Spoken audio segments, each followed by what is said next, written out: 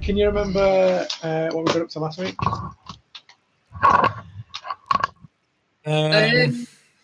You're in mine. No. Oh yeah, we rescued everybody. We saved the day. Apart from one guy. One guy died. One of the miners got killed by the weird red. Yeah, but he wasn't really important, was he? He also Dead Pete, was it? I can't remember his name. Dead Pete, whatever. It was. Once they went to his house, though, they discovered he'd got a meth lab in his cellar. Yes.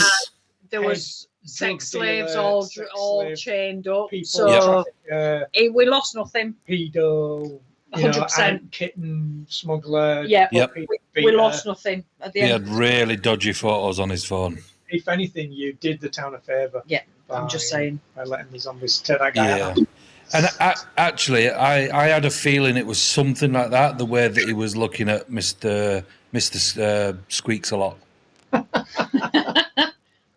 He was giving it a bit of a side eye, which I wasn't quite happy with. Bestiality as well, wow. Yeah, like exactly. It was. We had no evidence. They had no evidence prosecuting for that, though. So it was just rumour. It's so hard to get in it. It was just rumour, but we knew. Everyone that needed to know, they knew. Yeah. Right. We knew. Rita. So yeah, you made your way down through. Can you remember the name of the mine, by any chance? Yeah. Yes, I do. Yeah, of course. It was. I'll let. Can it? No, it was. It was. It didn't have one. It was just called the mine. It was not. It was the only mine in the village, so they thought, what's the point in naming it? It was known locally as the Dragon's Gash, if you remember. Oh, of course. I blanked that out of my mind. Yeah, me too. But I know that it had some kyber crystals, like in Star Wars. No. The dragon shards. Having a lightsaber. So yeah, the red mercury, which was what the mine was purported to be used to mine, ironically. Yes. When you managed to get down to the bottom part of the mine, separated off again from the sheriff's group of people, still with. Yeah. What's up? Sweets and chocolates and things. Still with obviously actor's best mate. Remember your best mate's name, love? Jackie boy. Jack a shifter. I don't know, do you? He was shifter. Oh, yeah. Yeah, you do. Tended to get a bit wounded, so you've managed to keep him out of combat pretty much, knowing that he's still, a young lad essentially. He's not really seen that much fighting other than scrapping in town and stuff. He's old enough. Yeah, all right. So you made your way down. If you remember the beginning of the session, you were fighting those gricks that came out of the wall. Yeah. And Gareth was getting a bit beaten up, so you managed to eventually take most of them out and send the last one scurrying away back through the little tunnel. Yeah. Broke your way back to the barricade, worked your way around, eventually met up with Jack again. And I think you'll find, actually, I was using that as a training exercise for Actor because she's not done anything in a while. So I thought she needs to get a bit of exercise, That's it. Cut teeth on, a bit of... Getting a bit flabby. Real combat. I beg your pardon. Is Angel there? No, she's going shopping. No. Luckily enough. I ain't that stupid. You met up with Angel. If Paul's filming this and you end up watching it, give him a slap, please. What is up with your aim today? I went hit the computer. Yeah, my fault. You found a barricaded tunnel, which you used a bit of dynamite to blow your way through, and you found the largest group of the miners, which were all holed up there with a little warforged called Mule. Yeah. The young warforged. We nearly left behind. Nearly, but you decided to get him to get the group out at least. Worked your way further down. You found the bottom part of the mine. Splintered off into a north and south passage. The sheriff's group went off one way, you went off the other. Found those other strange crystals that Paul mentioned. Blue ones. Bluish ones, yeah. Which it turns out are more than likely what they were actually trying to mine for, because they're incredibly more rare and expensive than the red ones. And they're only found underground in like deep, dark, dangerous places. So once you nicked a lot of them after Actor distracted Jack with excellent distraction abilities, which we won't go into detail. We will not go into detail. What happens in that mineshaft stays in the mineshaft. You don't need to know what happens. We don't need to know. You managed to nick a lot of them, explored further down, and found where they'd started building another rail track, which had been either on purpose or accidentally. There'd been some dynamite set off, and they'd blown a hole through the cavern floor, and you saw the tracks going off down there with some rope and stuff. So you made your way down. As you started climbing down, you heard another massive explosion back in the tunnel where the sheriff's group was. Yep. Decided to plough on though and carry on because they might have been doing the same as you did higher up. I mean, going through barricades and things like that. Well dodgy. Well, you found out later, didn't you? But as you got your way down to the bottom, you found a massive natural well, slowly filling with all the weird red ooze, which was kind of dripping down from above and crawling into it. Eventually, enough of it got into there that it all amalgamated into one huge red pudding, which came out and started attacking you guys. Injured Jack, so you got him to run off to the side. Even Patcher got involved for a bit, running in and attacking things and running off again and healing you guys up. Eventually, you took it down, destroyed the well so that now that all of the ooze can't pool into just one concentrated area, and got back out. And when you got out of the mine, you found Alphonse de Caniff, the foreman, had finally showed up, gave you a meager reward. Seemed very flippant. Don't do it for the reward. It's a good job because you didn't get much of it. Yeah. We gave it to Jack, actually. You did, but you couldn't accept it. Oh, yeah, we did, yeah. We still gave it away. I think Gareth kept his. You just gave yours to Jack, didn't you? I think so. I don't know. I didn't add anything to me. Yeah, okay. I thought it was just one person. I don't know. Yeah, because he said he wanted to give it back to the city or something, didn't he? That's what he said. That was it, yes. Yeah. Which is going in his back pocket. That's what the foreman said. Straight Jack wanted to do. Yes, absolutely, 100%. So you managed to get away with some samples of blue Kyber dragon shards. Did you get any of the red mercury? I picked you picked some of that up as well. Yes, we did. Picked up some red mercury as well. 4 pounds or something. Yeah, 4 pounds of Cinnabars. That's the stuff. Yeah. Cinnabons. Cinnabar or Cinnabons, yeah, 4 pounds. Yeah. As you got back to the town, you spent the night basically on the miner's coin. You had a lovely evening of drinking and eating. They wouldn't let us put our hand in our pocket. Nope, you saw Mule trying to compliment the chef, even though you don't need to eat, ordering expensive dishes and things, trying to make friends. You actually had a great time. You had a lovely evening. Banging, mate. Fully rested. You had a long rest, so everyone's back. 5-star review on TripAdvisor. Yelper all over that place.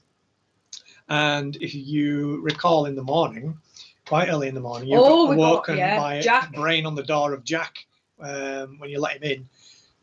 Sorry, when he got out of Actor's bed, climbed out the window. Climbed out the window, yeah. He didn't say that.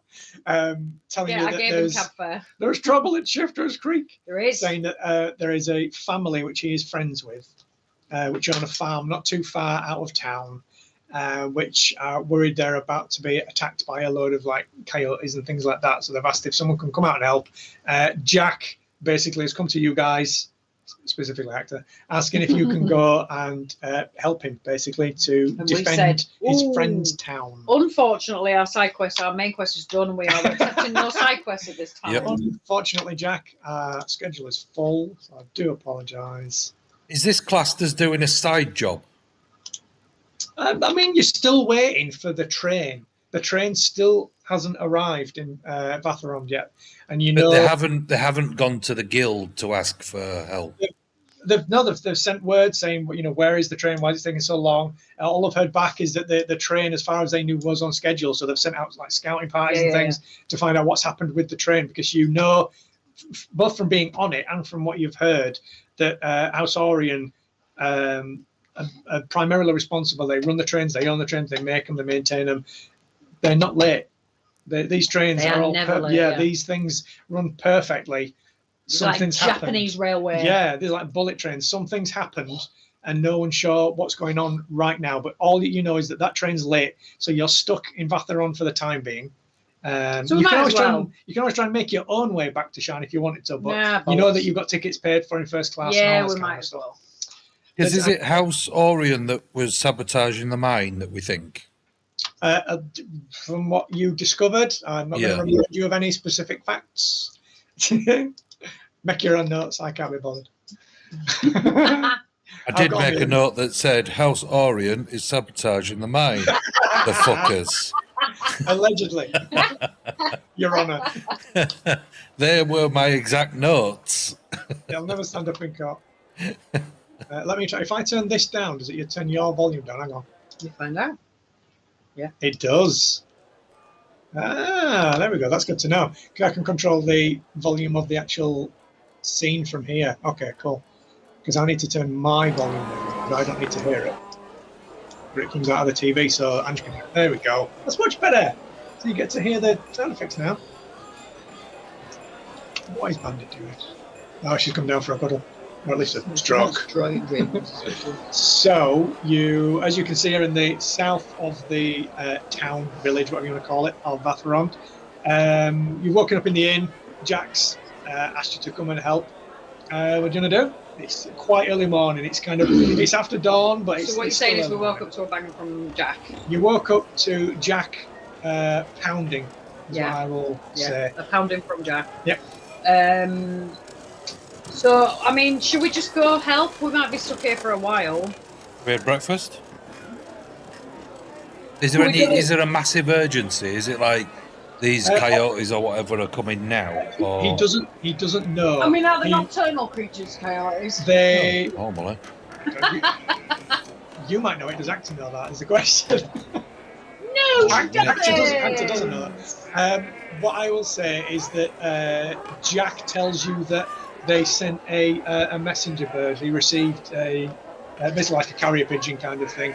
You're telling me that he received a tweet? If that's how you want to phrase it, he received a message from his friends at Shifters Creek. Okay. That they are out of town, basically. That they are claiming they are about to be attacked and that they need help. All right. Well, there's no time to waste. You can obviously get something to eat. Can we get it to go? Absolutely. Yeah. So we'll go down, we'll slap whatever the good breakfast. Tell you what, Barky, do you have 2 slices of bread? We'll put it in between there. Here, Preston, we've been meant to summon you. I can give you a couple of those if you want to head out with those. The breakfast law, I construct a breakfast law out of my... And then say to him, have you ever heard of a sandwich? Maybe?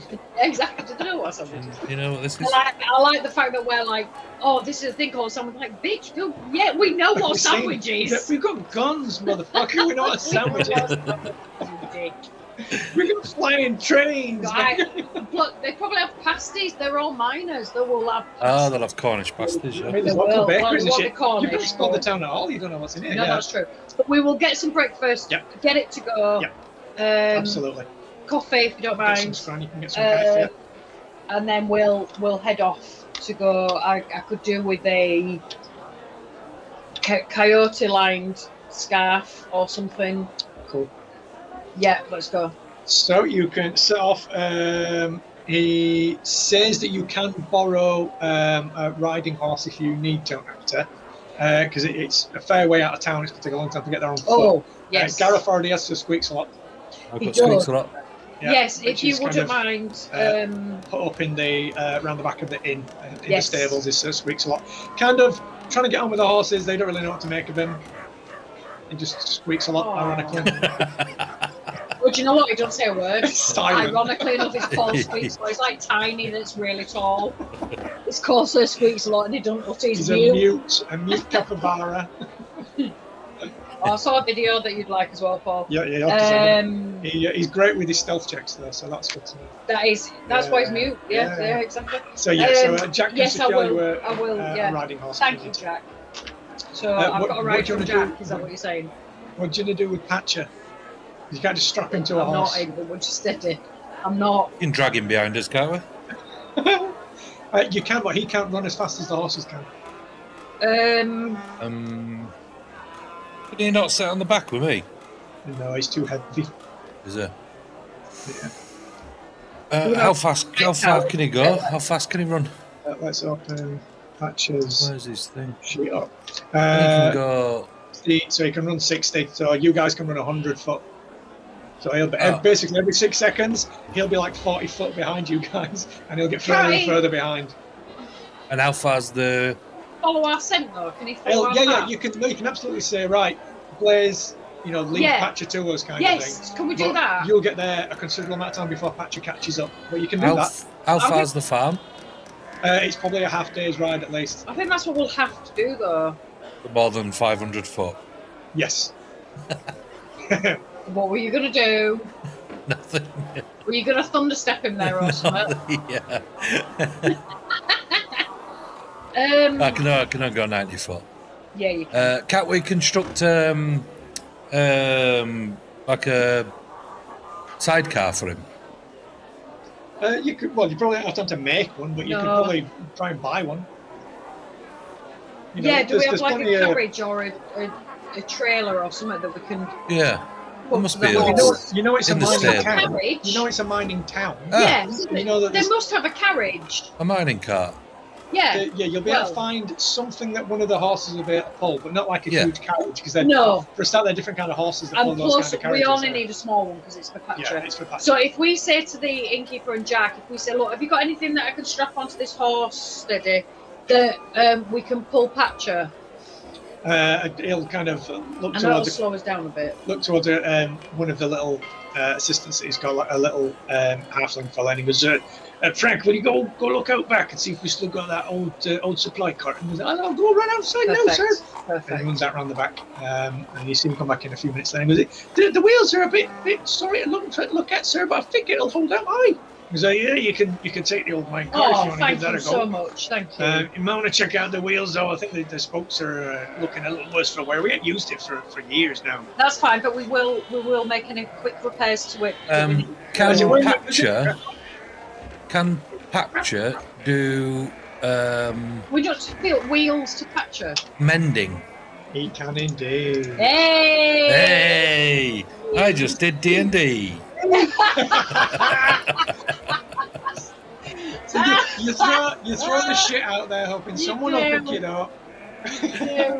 I'm fully expecting you guys to be like, I'm going to spend 3 hours trying to fix You took the words right out. No, you took the words right. Like 3 hours. How are we going to find? Well, fuck it. We'll just leave Patcher behind and let him catch up. And you're like, there might be a carriage or something. I was actually going to say, can we do cure wounds on the on the cart?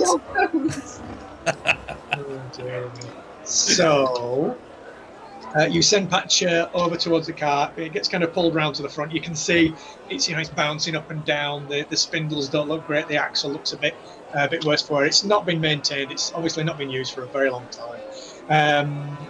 And as it's only a cantrip, he can cast it a few times. So over the course of sort of 20-30 minutes, you see Patcher working his way around the cart. It doesn't look brand new, but it doesn't look broken. No, anymore. but it looks a bit more substantial because, like you say, he's quite heavy. So if it's already a bit worse for wear, and then we add him, and then possibly a galloping speed or as fast as the horse can do. No, you can. Yeah, it's enough that you'll be able to stay towards top speed kind of thing. Obviously, whoever isn't pulling it, they'll have to slow down a bit to keep up with for you to keep up with them. Yeah. But no, absolutely, it won't take too much longer to get there. So Patcher, you see, once he's finished the work, he kind of looks over towards Gareth, with his head kind of down, looking towards Gareth's direction, basically, with his head all bowed down. Gareth. Isn't listening.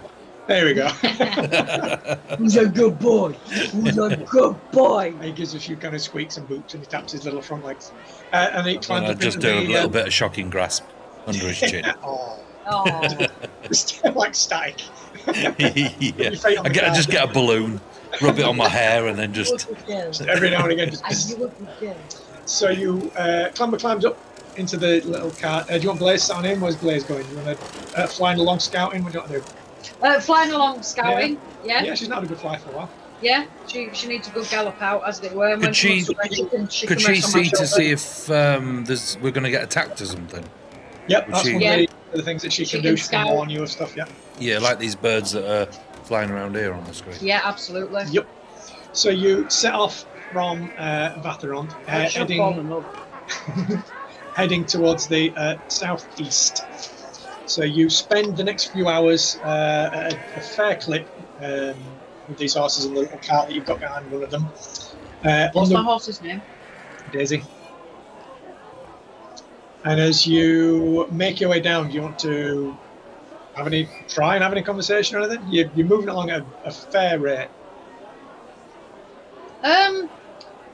Yeah. So, Jack, can you tell us a bit more about these people that we're going to go see? And he kind of like half turns his head as you're absolutely flying along down this. What starts as a decent road and eventually kind of starts to turn into a dirt track. You can see you're heading away from any kind of like serious civilization. Getting more towards the moorland as well. You can see way off in the distance that fog wall where you just can't see anything beyond it. Is that why the bell's ringing? It's from the bell tolls. You see a ship comes out. So he lets you know that the family home consists of a small farmhouse where his friends, the Fields family, live. There are 2 parents and their twin teenage children. Yeah. He's known them for a fair amount of time. They kind of keep to themselves. Anything in particular you want to know about them? What type of farm is it? It's they've got animals called aurochs and roths, which are basically like big cows and bison, that kind of thing. And they farm them. They've got a few like assorted chickens and things like that around there, but that's their main income is from selling the aurochs and the roths for meat and things like that. Do they normally have problems with coyotes? This is the first he's heard, which is why he's making a beeline for it. That's an unusual. The coyote. What do they just not normally come out that far, or have they got better defences? Previously, they've been able to keep the coyotes at bay, but apparently, the message that he got was that they're expecting like a huge coyote attack. They've been getting worse and worse at the attacks to the point where they're struggling to fend them off now. And that's all he got on the message. So he's obviously making a beeline to his mate's house. Yeah, absolutely. So after a few hours. So when you say friend, Jack, what do you mean by close friend? Is this man, wife, and teenage kids? Is it? Yeah. Okay. And it's the husband that he's friends with. He's friends with Flint. Is that the husband? Yeah. Flint and Hazel Fields, and the kids are called Finn and Reese. You sound very suspicious. So as you start to get closer, he kind of starts heading in one certain direction, and then just out on the horizon, you start to see the Fields family farm in the distance. Oh, very nice. Getting closer towards the fog wall, so you get like a bit of mist rolling in here and there. Nothing too kind of obnoxious, but just enough to notice that you're getting fairly close to the moorlands now. Not super close. It's still a day or so ride away. And as you get there, you can see Flint kind of stood out at the front. You can see Hazel up towards the doorway. And you can hear some noise of the kids in the background. And you see Flint kind of turn around and wave in your direction as you start approaching.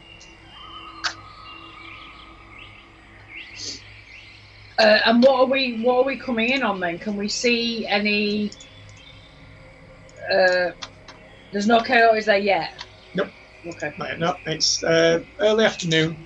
By the time you get there, it's a bit after kind of midday. It took a little longer to get there because you were hauling the cart with you. But he's kind of waving happily. He doesn't seem in distress or anything. Okay. So Jack, is this your friend? Yes, man. And that looks like Flint over there in the distance. He doesn't look too stressed. He does not. Who told you that? The message that I got, there was a messenger bird arrived. A messenger? Yeah. Are we sure it's from him? Yeah, well, yeah, it said it was from Flint, so he's the only Flint I know. Jack, you need to do some background checks. And he slows from a gallop. Sending stones very each other. He slows from a gallop to a decent trot, so you're not proper beeline it towards the farm anymore. Mm-hmm. Okay, well, do you know what? We're here, so we'll go have a word. Cool. So as you approach, you see Flint start walking slowly over towards you guys, and as you get there, you slow down to a little canter, and eventually just walking up to it, clip clopping, and then you get there, and Reese and Flint, puts his large bucket of feed down, sitting down on the floor. He's like, I'm so glad to see you so fast, Jack. Thanks for making such a beeline. I'm hoping you can help us out tonight. These coyote attacks have just been getting into terrible trouble, causing us all kind of problems. We lost a couple of the animals to stress. So there is. Okay. And Jack jumps down kind of off his horse, and you see him and Flint have a little hug. And they both start walking towards the house. I jump off of Sir Squeaks a lot and go, "Don't worry, simple farm folk. We're here now. Show me what needs to be killed, and we'll just get the job done." And Flint kind of claps Jack on the shoulder, and he says, "I see your friends seem to be quite into the whole heroine lark. That's a mighty fine outfit you got there, sir, if you don't mind me saying." You asked us for help, not the other way around. Absolutely, sir. Any friend of Jack's is a friend of ours. We've got some riddles on if you want anything to eat. And as I get off Sir Squeaks a lot, I do prestidigitation to just have a halo glow around me as I get off.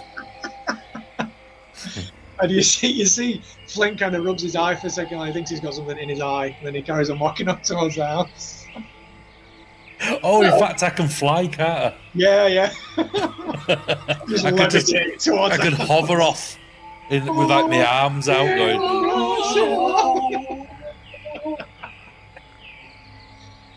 Choir of angels behind you. And I just push past Gareth and right. So Flint, while this prick's doing whatever the hell he's doing. So what's this about these coyote attacks then? They've suddenly become more common, or what? As you got, whereabouts say, how far away from them? Are you still on the horse? Have you kind of dismounted? No, I've dismounted. Well? I've walked up towards them now. As you get over towards Flint, you notice that he's got quite kind of aquiline face. His jaw is quite recessed. You can see that his nose is quite like squat. You can see what looks like shaved whiskers around his mouth. You can see that his ears are kind of quite high set as opposed to looking a lot down. You get the impression that he might be a shifter as well, but he's been trying to kind of cover it up. Oh, okay. He's not shifting into a coyote, then. I don't know. You tell me. Or his family is. What about Finn and Reese? Are they shifters? You haven't seen the kids yet. You can hear them. You can hear them running around inside the house. It's like dog soldiers. It's going to be a dog soldier. Does it sound like claws running around the house, or? You can hear barefoot. Bears. Shifters. A joke I saw a bit ago was some D&D game with bloke saying, "Oh, you approach a warehouse," and then all the players imagined like a massive warehouse, but with like legs and arms sticking out, like a werebear, like a were-rat, like a warehouse. I mean, it's D&D, so I won't put it past. Yeah, it could be anything. This is when you've played D&D for a long time. You approach the warehouse and it attacks. So yeah, as you get closer to the house, you see like the door kind of opens, and you can see a woman steps out, got long brown hair, typical kind of farmer housewife sort of big apron with a pinion kind of thing. Looks like she's been baking. There's like flour and like smudge and stuff all over her. Cool. And you can see as you get closer, she's also got almost kind of feline features around her, about her as well. But she looks like she's not tried to hide it as much. You can see that there's clearly like a ring of fur that kind of, it's short, but it's visible, going like around her face and stuff like that. I will, as we approach the house and she comes out, I will, Mum, and nod my head out of respect.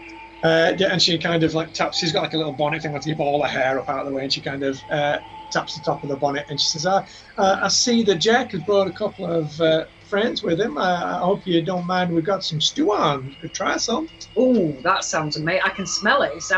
It smells amazing. Well, we had some decent vegetables from the harvest this year. I'm sure they will be your liking.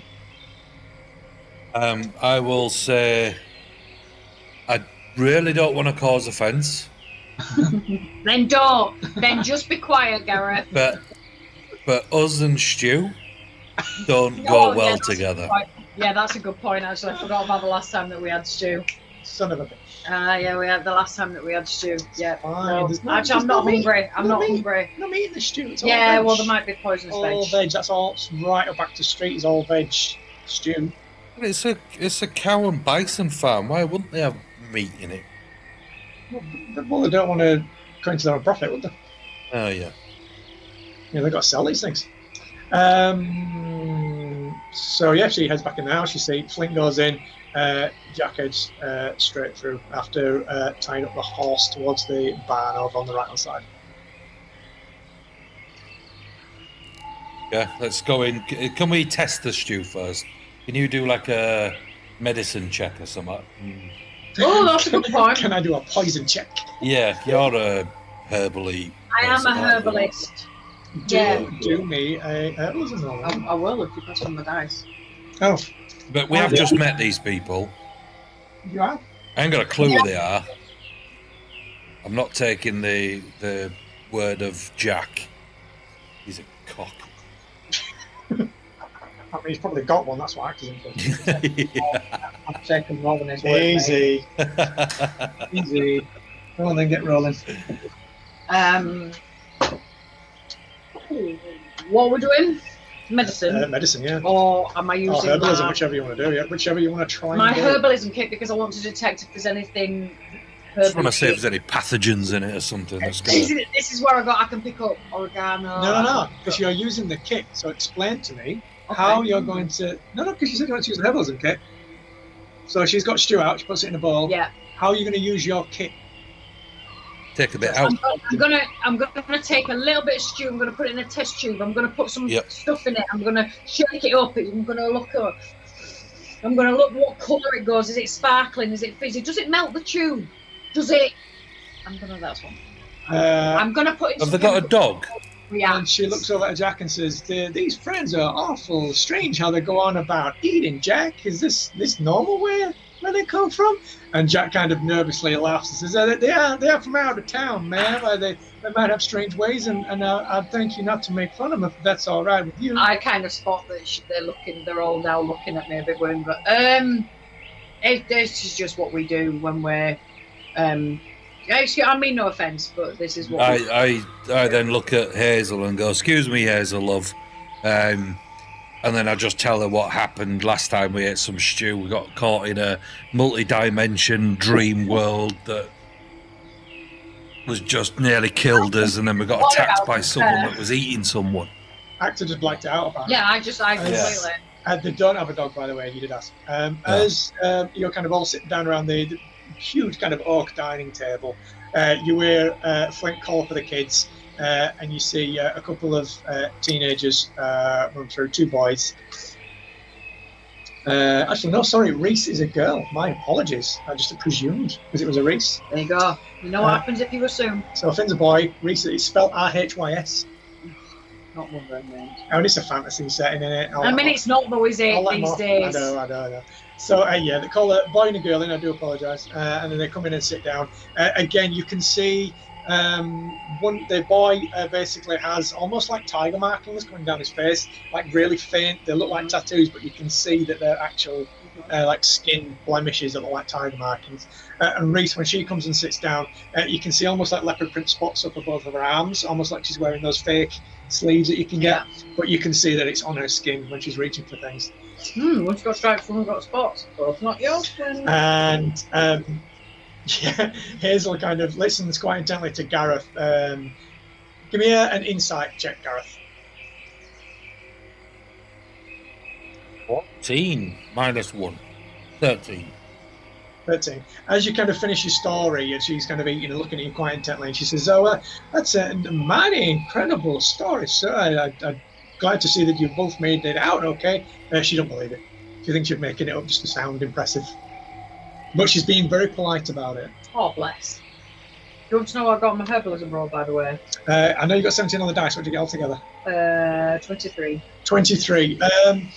From your diagnostics with your herbalism kit, you don't detect any of the poisons you have previously experienced or weird concoctions. From what you can tell, it appears to be a very nicely seasoned vegetable stew. And then I look over at Gareth and I give him the nod and say, "The stew is clean."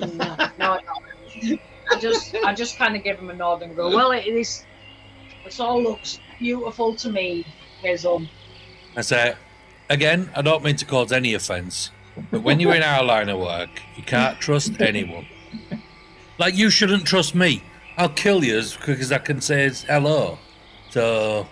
and you see Flint like flashes a glance at Jack, and Jack, again, he laughs like really nervously. And I go, "No, seriously, you really shouldn't trust him. Don't trust anyone in this world. However, you can trust me to kill these coyotes." And Flint kind of still half looking at Jack, carries on talking to you two, saying, "Well, I'm glad to hear that you're here to help the coyote issue, but that's an awfully interesting way to start a conversation, Mr. Was it Glamour Blade? I think Jack's introduced you as Blade of Glamour. Interesting surname. Is that a family name?" And then I pull out my radiant sword and fire it up and go, "Does that answer your question?" And you see both of the kids kind of say, "Ooh," give it all that kind of business. And then I make it sound, I cast prestidigitation and I make it sound like lightsaber. There you go. As soon as you do that, Hazel quite noisily bangs her spoon on the table and goes, "Please, sir, not weapons at the table if you don't mind." And I will say, "Gareth, we are in somebody's home." I said, "Sorry, but he asked." You did ask me. You did ask, to be fair. Feel free to leave them by the door if you would continue to eat with us, sir. That's okay, thank you. I'll eat outside. Gareth heads outside with his bowl. As Gareth goes out, and I will go that. I'll be honest, that's probably for the best. You hear Finn laugh, kind of in between a spoonful.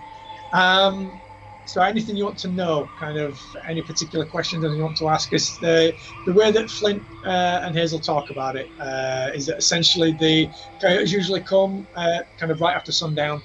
The attacks have been getting worse and worse. They're not entirely sure why, but they've been getting to the point now where there's enough coyotes coming that they've been overwhelmed. They've not been able to fend them off, kind of thing. So first I will apologise for Gareth's behaviour and just explain that's just how he is and there's no excuse for it. And I shout in, "Don't apologise for me." And Hazel just pointedly looks at her and she just says quite quietly, "Out of towners, it's fine." Peaky bitch. So these coyotes, what are they attacking when they get here? The animals are going straight for the Aurochs and the Roths. So I'm assuming that, with any farm, is it called a farm? Yeah. That with any farm, you would, you'd expect something of nature and, how nature is. Yeah. So it would be a minimum, that's why you put fences, that's why you put this, that and the other.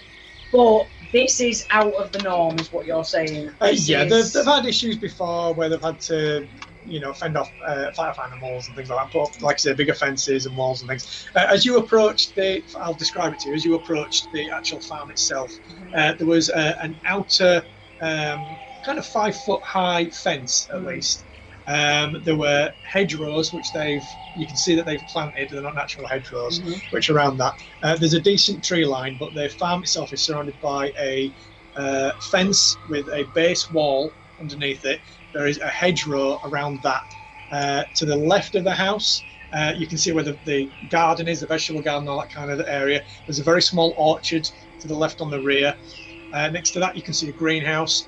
Way over on the left is where Flint will describe the Auroch barn. That's where their prize Aurochs are kept. Okay. And to the right, which is where you can see the stable is there is a smaller barn that keeps the Roths and like any horses and things like that. What are Aurochs?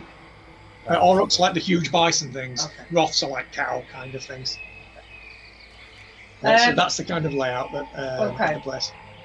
And I want to shout in. I just go, "Is there anything weird about these coyotes?" I was just about to ask that. Who are you asking? He's just yelling names. Just I'll hear and I'll say, "Yeah, is there anything Do the coyotes seem to act out of the norm? As if they were under a spell or something like that. Or they've got red glowing eyes. The way they describe it, you can see they're being quite cagey. But the way they describe it is that there's been progressively more aggressive and larger coyotes. Okay. But you don't need any kind of rolls, right? You can see they're both being very cagey about it. Okay. And I understand, as I'm saying this, and I've spotted that they're being a bit cagey, I'm kind of...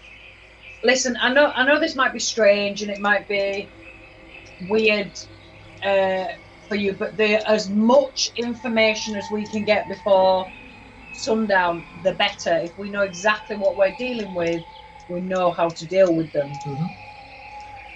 So if there's anything else, and I try to say that as in like, I know that you're being cagey, so if there is anything else that you can tell us that would help the situation.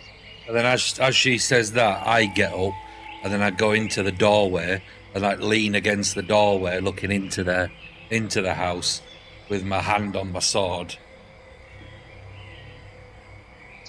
Give me a persuasion roll, actor. Or intimidation if you want to use Gareth's stance by the door. It's up to you. I'll let you pick. Feel like they're not telling us. With advantage then. If you want to do the intimidation, that would be advantage. It will be because I'm using Gareth. No, do you know what? I'm not gonna go into. I'm gonna go. What I will say is that if you do just a persuasion roll, it'll be a straight roll. If you want to do intimidation, it will be advantage, but the DC will be higher. Yeah. Because they're already concerned, so they're already on guard. Yeah. No, I'm gonna persuasion. I'm not gonna go for. I'll give you options. Oh, that's not great. Persuasion. I don't know why I look, because it's always the same. That will be a 10. 10. Okay. What I will say is that from the family, you don't really get anything. But after the meal, when they're kind of, tidying everything away and putting stuff, Jack kind of asks you to go for a little wander around to have a look at the layout of the farm and whatnot. A little romantic walk after lunch, and from Jack, you managed to, because you've already got a rapport with Jack. Yeah. Obviously, he, hands over the fact that they are shifters like him. They've been moving. Yeah, but they're shifty shifters. They're shifty shifters. They've moved repeatedly over the years because of anti-shifter sentiment and some kind of previous conflict which happened, which he knows were to do with their former pack, which he thinks had a mix of coyotes in it. But that's all you get with your 10. So there's a pot. What you're saying is they've been a bit shifty because they don't know if they know these coyotes or not. That's the kind of impression he's getting. He's kind of thinking, is this getting worse because of something previously, way back when? Oh, right, like payback from something, and that actually they're coming specifically. We found them. We found them, and then we're okay. But he doesn't know, and you don't get it from the family. Okay.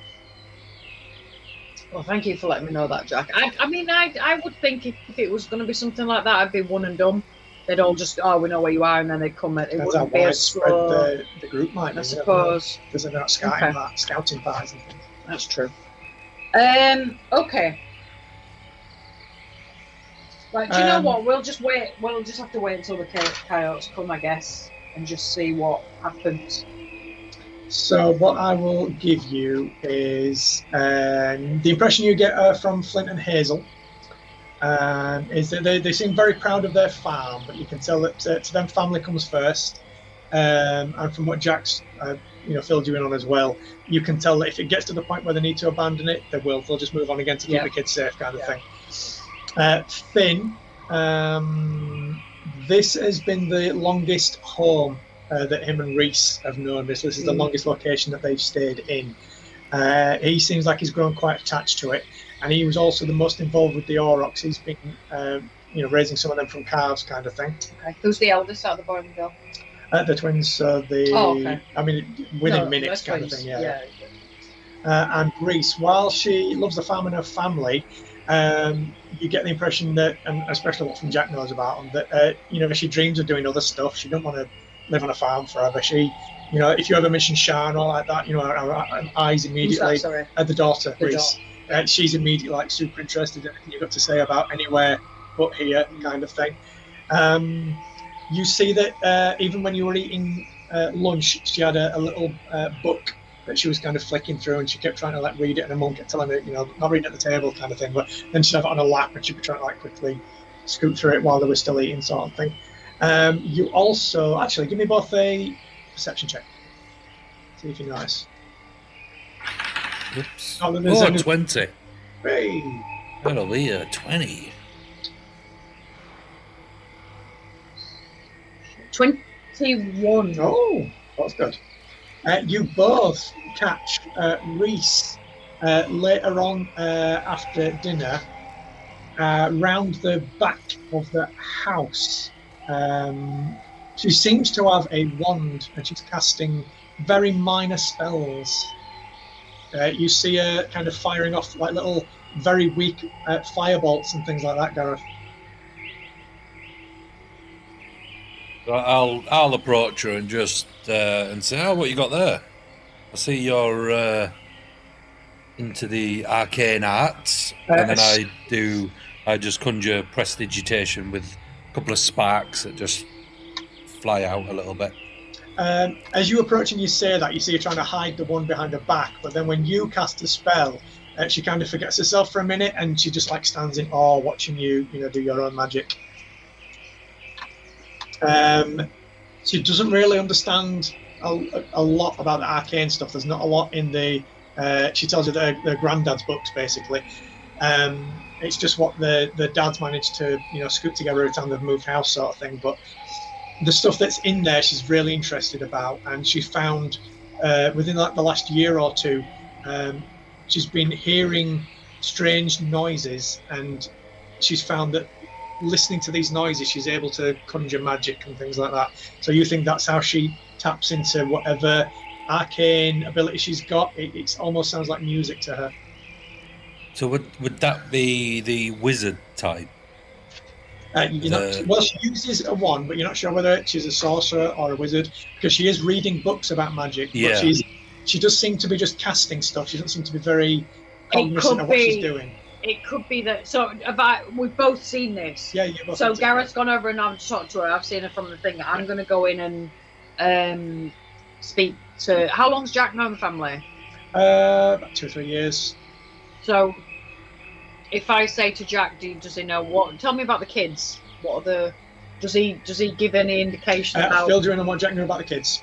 That's what he knew. That Finn basically is very attached to the Aurochs. He's helped to raise them, sort of thing. But Reese she just wants. Oh, I wasn't sure if that's what we noticed or that's what Jack said. Jack got, yeah. So have you noticed any abilities with Reese, Jack? Yes, ma'am. I personally noticed fairly recently, sort of 6 months or so ago, she thinks when no one's watching, she'll like go out back and pretend she's going to be reading. But you'll see her out under a tree, casting little spells and whatnot. Was there any magic people in her family, like grandparent or anything like that? I believe her grandfather was some kind of magical person indeed. See, I think I never knew him myself.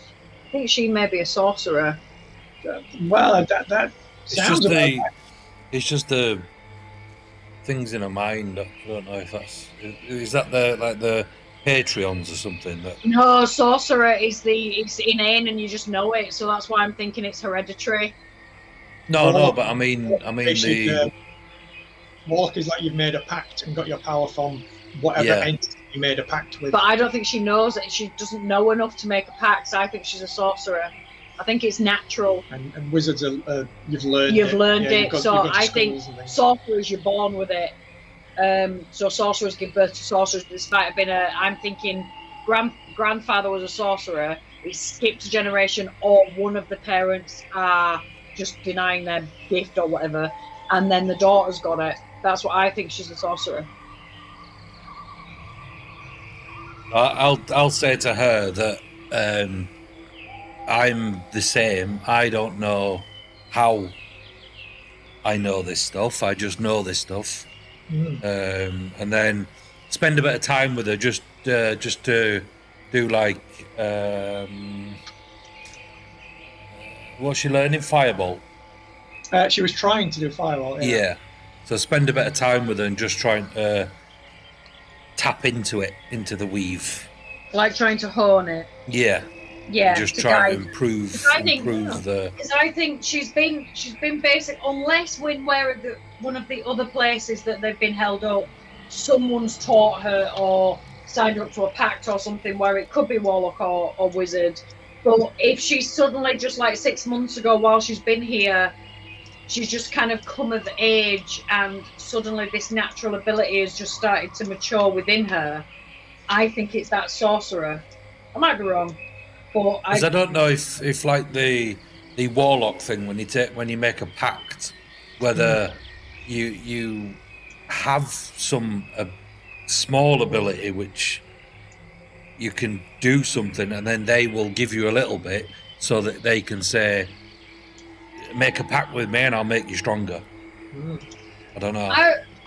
Do you know what? I'll try this. I'm trying to try a safer spell than Fireball, but especially living on a farm. While I can see you doing that, I'm going to go out and then just kind of almost gesture that you come here and just try and get it out of her, whether she's made a pact with someone or not, and then or whether suddenly she just woke up and she could start doing stuff.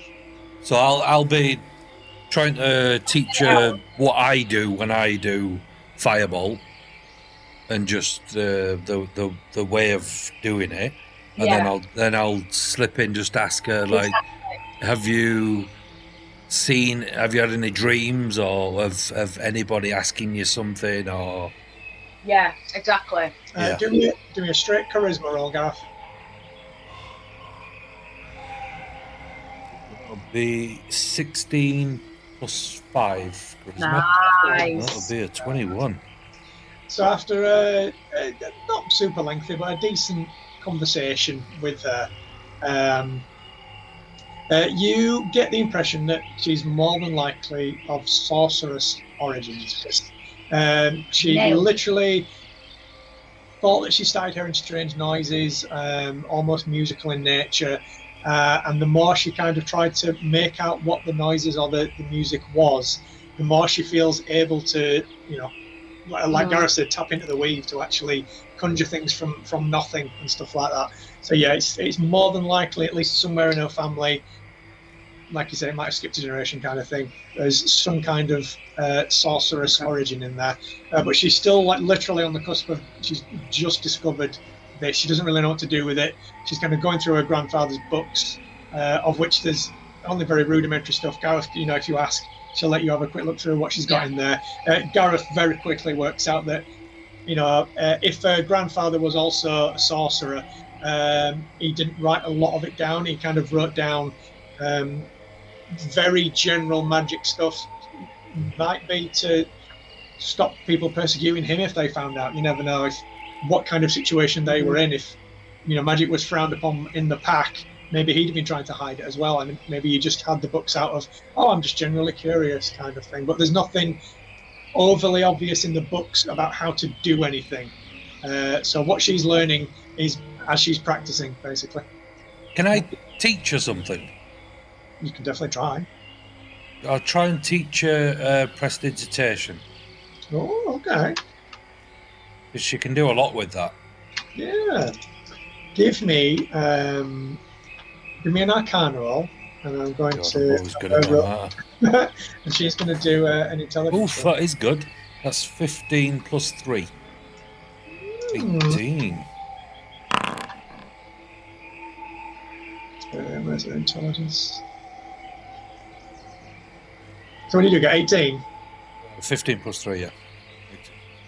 18. Nice. Yeah, and she got 16 on her intelligence roll. I'll say you begin to teach more intelligent her. Than me. She's not a sorcerer then. just average intelligence. You begin to teach her at least Pick the verbal or the somatic part. Which do you want to try and get to pick up first? So the hand gestures or the actual words of power that you have to speak to do it.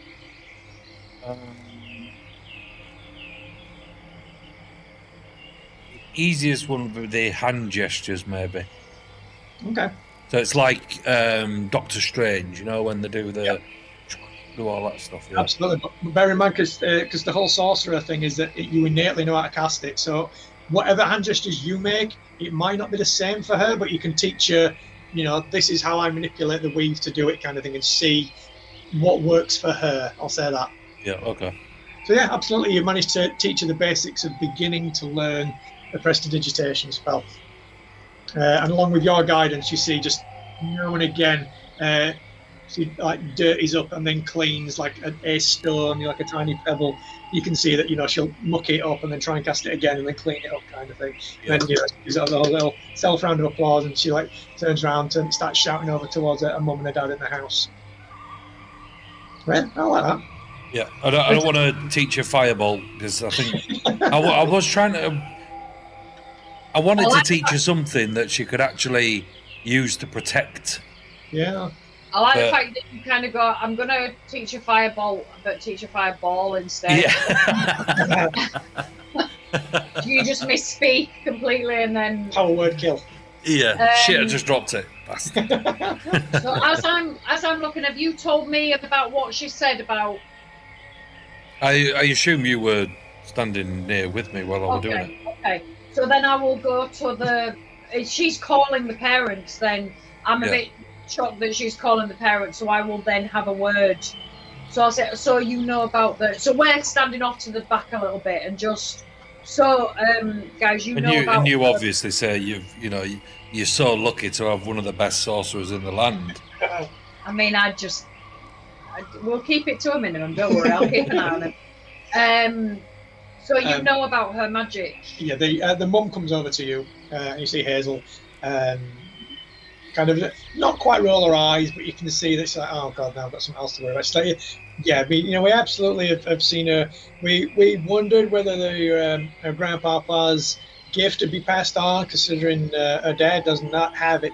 But it would seem that she also has the ability to cause me nothing but stress and more problems. And as she's kind of like that, I almost do the thank God, and it was like I'm sorry. I'm going to stand up as soon as she says that and say no, because we're off to the side. You can't. We're just you're over with the kids. You're over with the kids. Okay. You're playing fireball. Yeah, you're teaching her how to clean things. So I will say no. It's just I've seen some circumstances where this has happened, and I always get a bit scared when the child starts exhibiting things when it's skipped, and there's persecution and all this kind of stuff. And I'm glad to see that it may be but I say with a smile, but I'm glad that you are accepting of the fact that it is a gift that it's natural and it's innate within her. Absolutely. I mean, like I say, her grandpappy had it, so if it's been wished upon her, there's nothing we can do about it other than, as your friend's doing now, helping guide her. That's such a relief to hear, because I think, that's what she needs. She needs someone strong within the sorcerer community to teach her how to harness it. Otherwise, if she has to do it by herself, she could learn bad things and it goes wrong. She needs a teacher. So I would very much recommend that you find... She's not going to turn into the Red Witch, is she? I'm thinking she's going to be the big bad at the end of the. She's going to be. Her name's Agatha. it was. I never even saw it, mate. I never even saw it, so I don't know. It was Reese all along, yeah. Right. But yeah, that's my advice to him. As much as it might be a pain, unfortunately, with sorcerers, is a natural ability that is there whether you like it or not, and it needs to be harnessed rather than just left to. Chance, I guess. And for it to not fester, grow by itself. That's when it can go out of control. It needs to be harnessed, and she needs to learn that it can be a good thing, not necessarily a bad thing. But it's there, no matter whether you want it or not. As we discovered, absolutely, there's nothing you can do about the power itself. But I'm glad to see your friend is at least helping to instruct her in some way. It's not something that I'm familiar with in the slightest. I wouldn't even know where to start with such things. So, thank Mr. Glamourblade for me. I will, but I would strongly recommend you get a teacher of some kind to guide her. I will bear it in mind. As you can see, we're quite a way out in the sticks here. Absolutely. That's if they survive. I'll see if there's anything that we can do to get someone in touch with you from one of the houses or something, or whatever, just to give you some advice. Actor, at this point, you hear a scuttling noise behind you. Oh, what is that? As you turn around, you see Patcher. I knew you would say Patcher. Coming along, beeping and booping. Hi, Patcher. What have you seen, boys? Is Lassie down the well? Blaze is on his shoulder, and she chirps with the previous whatever rapport phrase, whatever it is that you. No way. Yeah. What's you that, Lassie? Shitting me. There's trouble at the old mine. She's again. She's spotted something in the distance, basically, so you know. Not at the Dragon's Gash.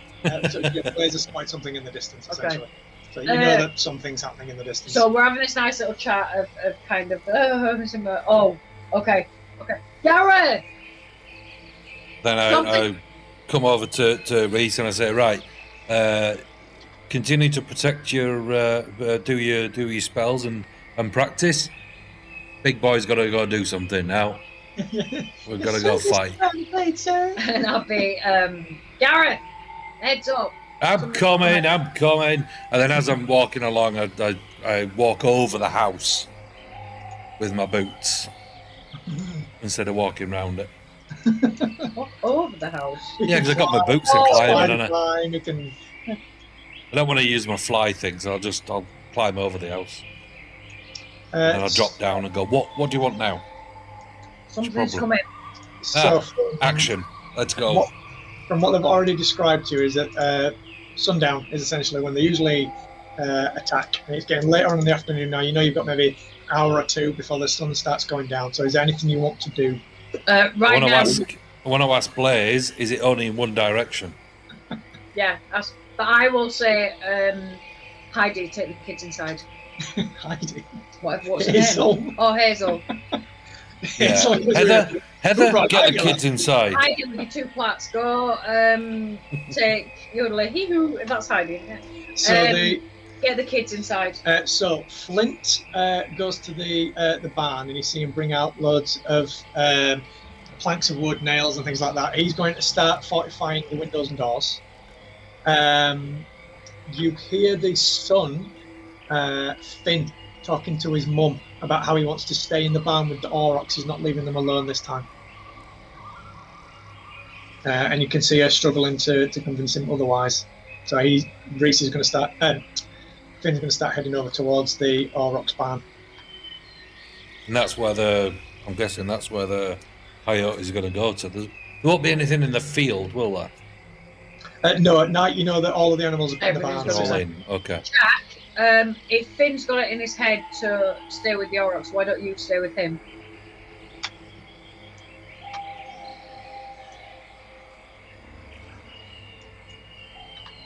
Is that possible?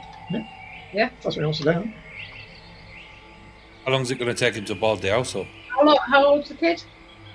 It's like early teens. Yeah, we can't leave the kid in the barn by himself. 13, we'll just lock him in. We'll just get some of those boards and nail the kid into the barn. No, Jack, you stay with Finn. So, well, what we'll do then, decide where you want to be. So hang on, I'll put you in the farmhouse first. So where would you like to be? If you zoom out, you can have a look around and see where you want to be on the oldie map. I can't see anything really. So that's obviously the farmhouse. What is? That you're in. Oh, right, okay.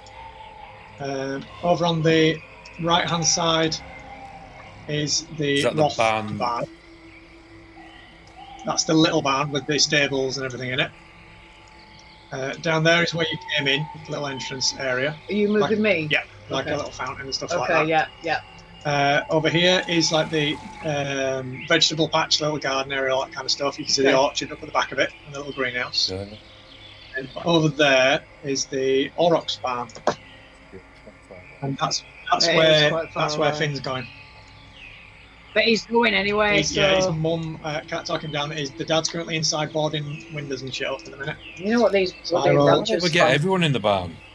Well, I'll move Flint inside. Flint's going to be in the house if he wants to, defend his house basically. With all the stuff that's in it. That's why, Paul. Well, we're here to save the livestock.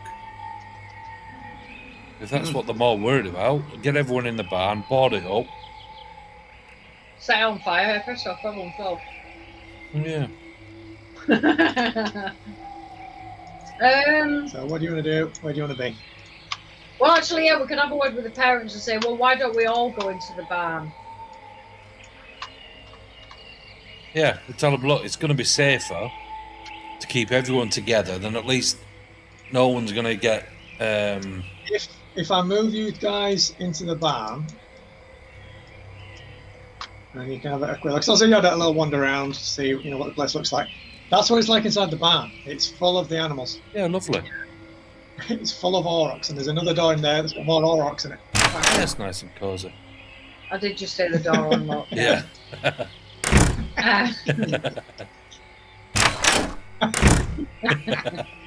Okay, I think there's something to do. Hang on.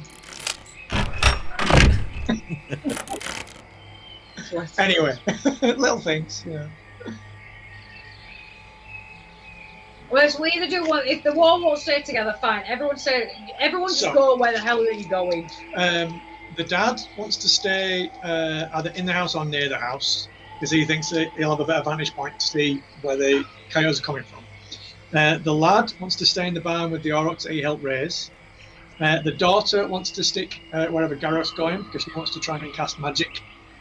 And the mum is going to stay in the house. Okay, so the mum, the dad, and the daughter, the little girl, you need to stay inside the house. You can't be with Gareth. She tries to explain that he saw, if he didn't see you spot her, he saw her casting fire magic. He knows that she's powerful. And that is why. You ain't that powerful. And that is why we need you inside as backup. Just in case we need you. We don't, because we're going to be out here. We don't want to show all our hands straight away. You need to be protecting your mum and dad exactly, and you need to be protecting your mum and dad inside the house while we protect outside the house. Need persuasion. I'll do persuasion if you want. Nope. Yeah, do it. Do it with advantage then, because you said you would do it as well. Because that was a 2. Mine was really shit. That's good because that's an 18 plus 8. Oh, he's doing he's doing the advantage. Okay. Absolutely. You convince her. To be fair, it'd be her that him that'd have to say it anyway. So it's fine. But she won't really listen to me. I mean, your idea with him backing up is the whole point. Yeah, absolutely. You managed to convince her that she can sit inside the house with her mum. And that when you need to call out the big guns, you can get her to come out, kind of thing, and help you out. Right, so do we know if she's a wild magic type sorcerer? You don't know. We don't know anything. If she is, it didn't go off while you were. But she's only doing cantrips anyway, isn't she, at the moment? Exactly. Yeah. Flint, anything specific you want him to do? Because he knows you're here to help, so he's willing, to kind board of the house up. He is at this point, yeah. Make sure the house is boarded. Okay. Do you want him in or outside the house? Because he wants to be outside the house, keeping an eye on where they're coming from, and then he thinks he's going to be able to shout to you guys where you need to be. He can be outside, but just outside, like literally run in. His plan is he's going to get on the roof. Yeah, I was going to say, can he go on the roof so he can have an advantage? Absolutely, 100% on the roof. Cool. So he's going to get way up.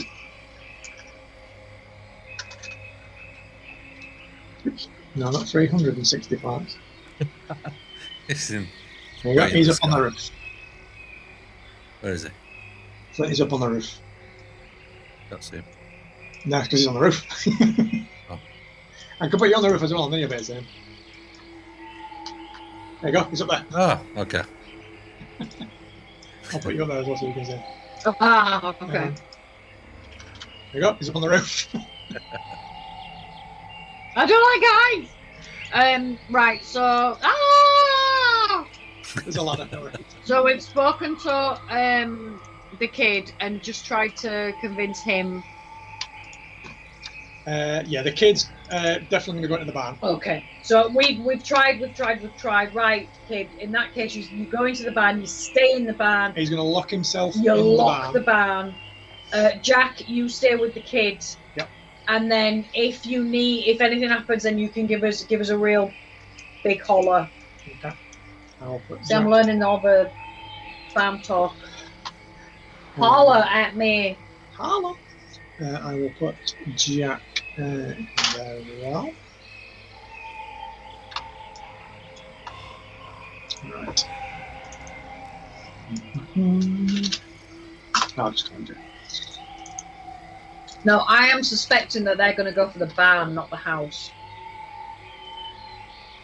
The coyotes, because they're going for the wild stock out there. Where do you want Patcher and Blaze to be? Patcher can be near the barn. Blaze can be on the roof of the barn. On the big barn? Yeah. Okay. She can give a little look out. Patcher's in the barn with them too? I said outside, but outside the barn. Okay, that's fine. And I'll put Blaze on the roof.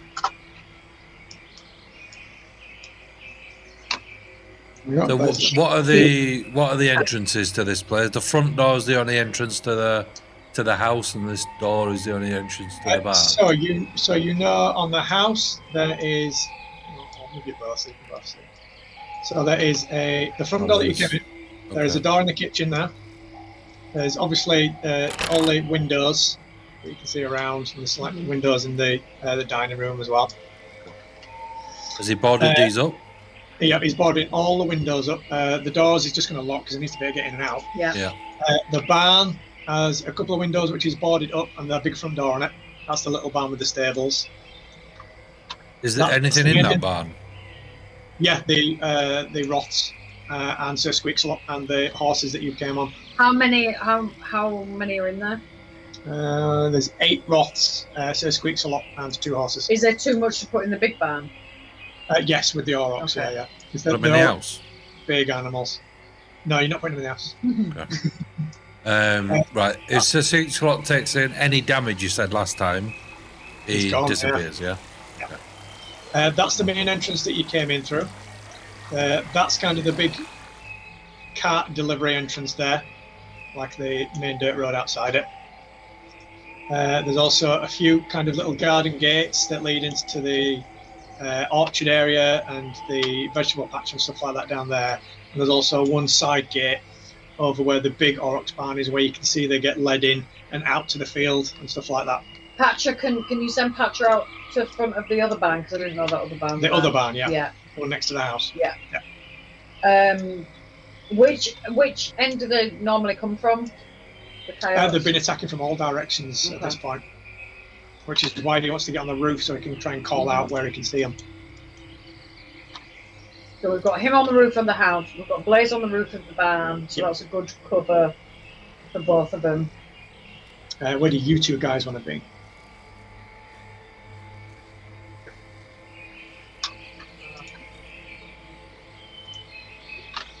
How about him in the middle here until we know where they're coming from? Yeah, because then we can hear. We can then hear Blaze or him, and then we can go left or right. Okay. But I've got a feeling that, and then Patcher's here, so he can give us a bark if he sees anything. Okie dokie. That's what we're doing? Yep. So after an hour or so of all the kind of setup, eventually night kind of begins to fall as the sun finally sets. Do we know anything if we ask?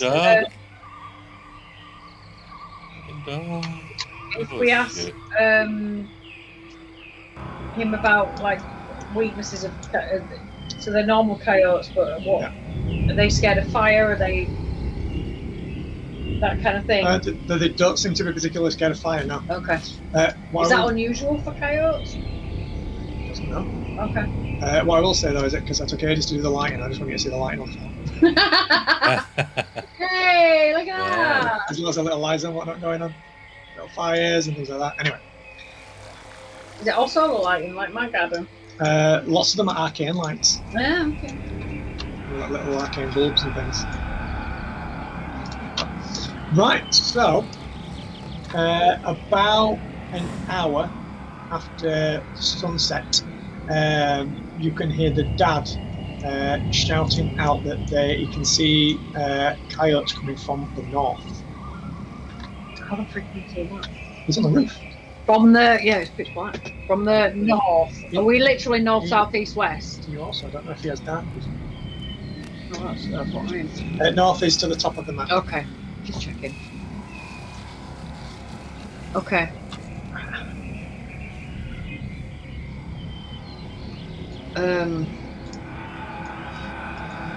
To the north on his side.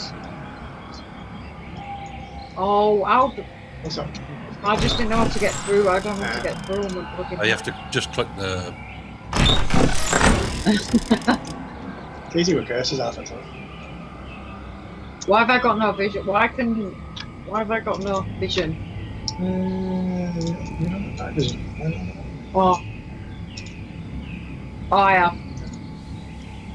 It's just obvious.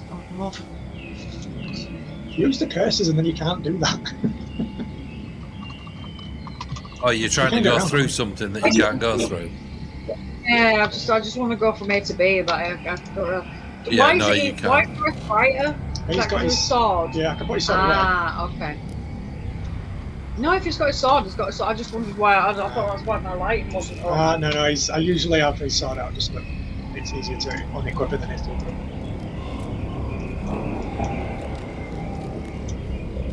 Does it say how many is coming from the north? He's counted at least 6. Oh. Yeah. They've vaulted the wall, he's shouting at you now. As in the farm wall? The wall at the back, yeah. Inside the north.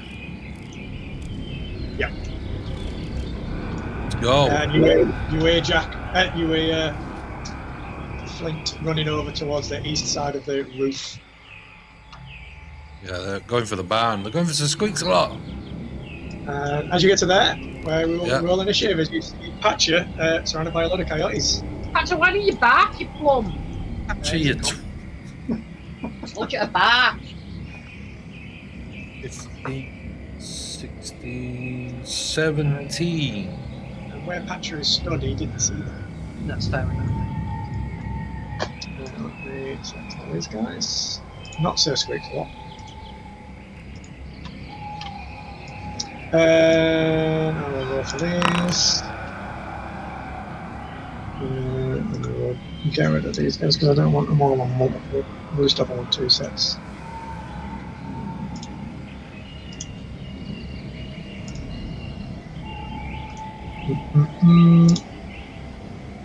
Then got 11, 20, and 11.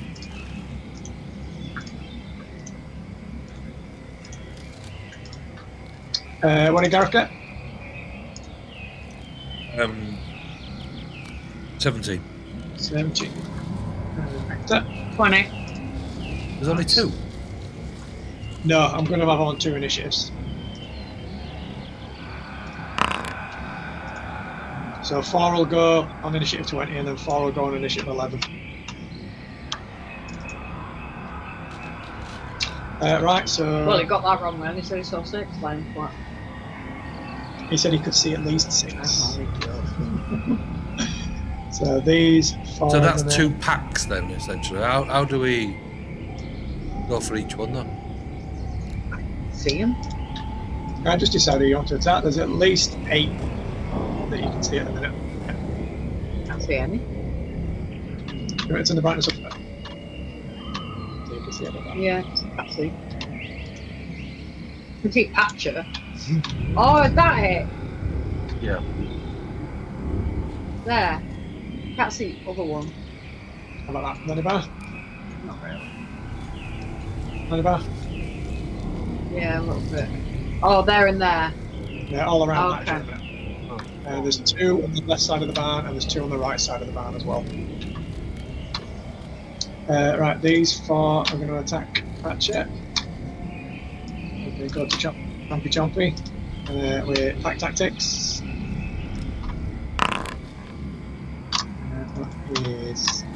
That is next guy. That's a hit. What's this? Alright, so he's going to take bonky bonk damage.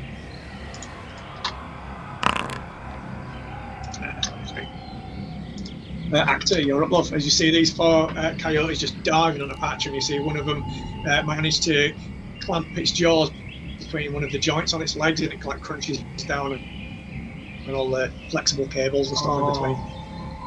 Hell no! Patch like beep, beep, beep, beep. Patcher, I'm coming. I will run over to here. I'm guessing I can do. Are these 10 feet? They're 5 each. 5, 10. Oh yeah, it's just a big grid. Yeah, minute then. This normal size coyotes. I'm gonna stand on them. I am going to attack this dude. Oh, am I flanking? Yeah, which is nice.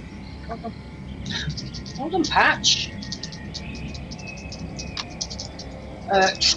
Staff's out. Go. Oh, we're starting that already, are we? Double flipping, roll 2 dice and get the same number on both dice. Fortunately, it was a good number. So, 22 to hit. Oh, very nice. Right, dice. We're not going to piss about for this one, because there's a lot of them. So...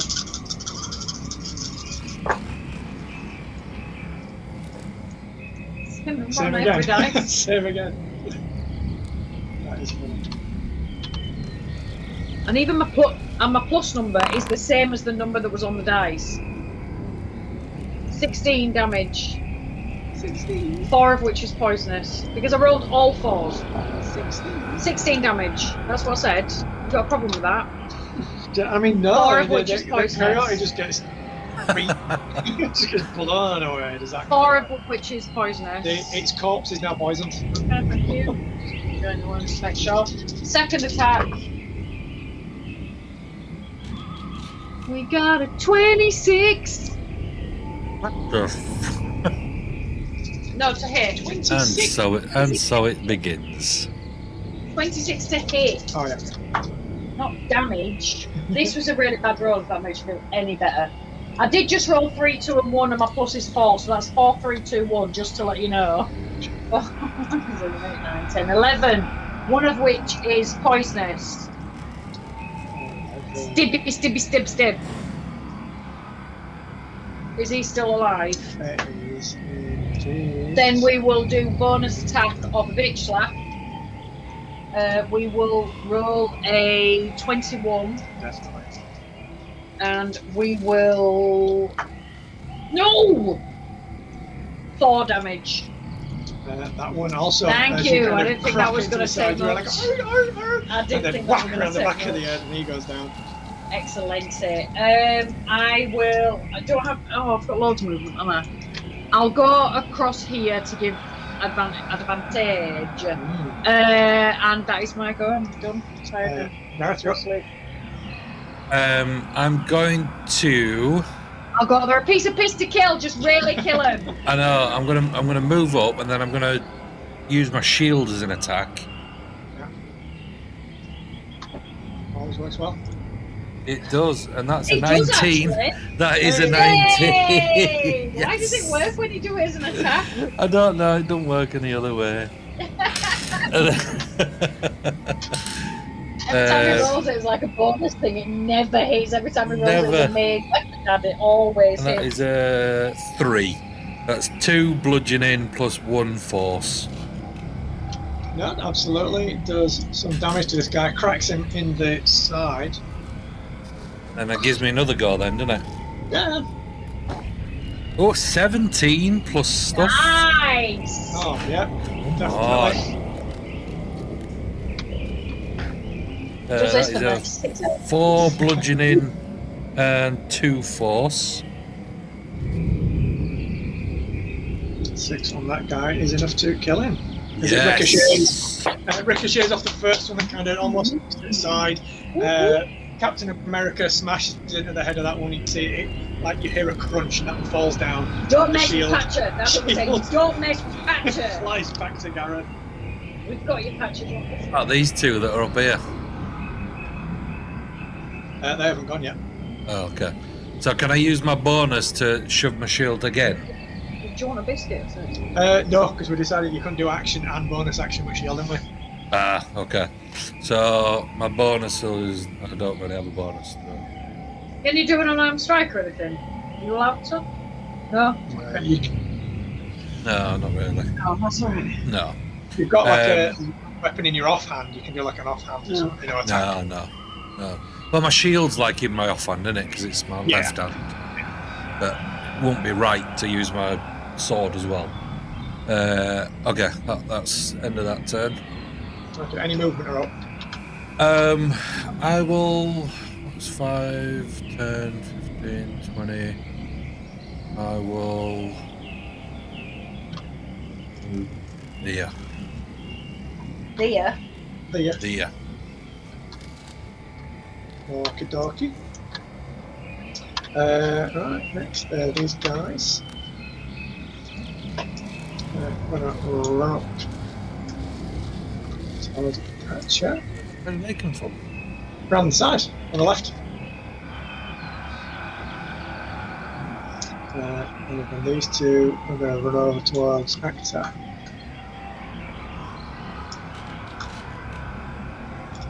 Right, chompy. Oh, natural 20. Initiative, inspiration, whatever it's called. Yes. Next one, 11. And then 2 of them are going to attack Patcher.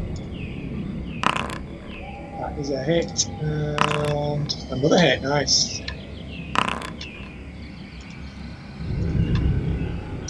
Can I just suggest in this situation, Paul, you don't do that bomb thing with it? No, definitely not. he's taking a few more chomps. He is taking a bit. Top or... Oh no, it's Patcher's turn. What do you want Patcher to do?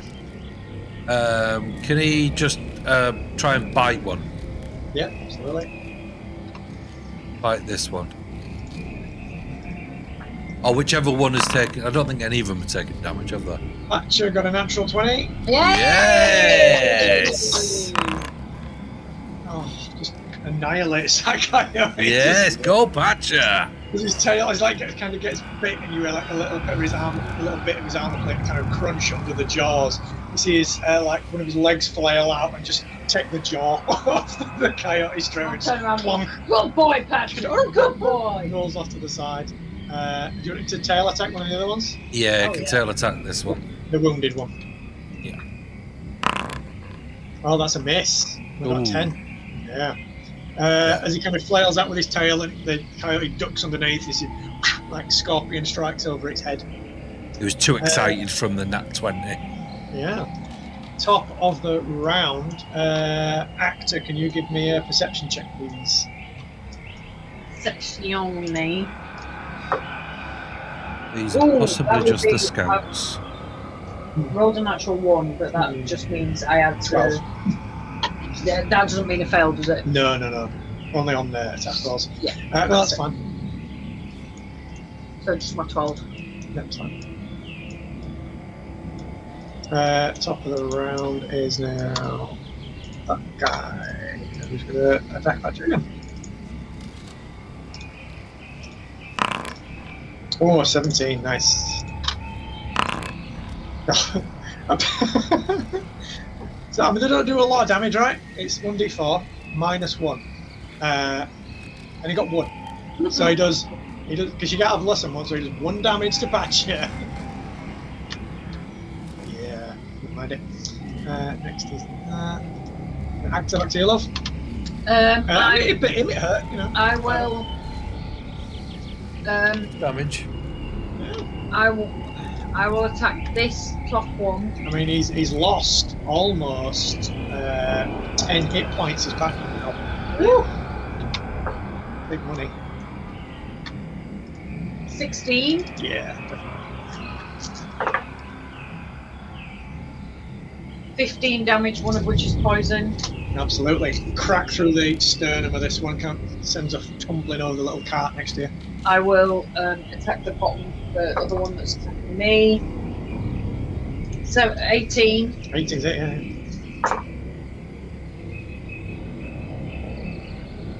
10 damage, 4 of which is poison. Oh, very nice indeed. Yeah, you smash into the side of this one.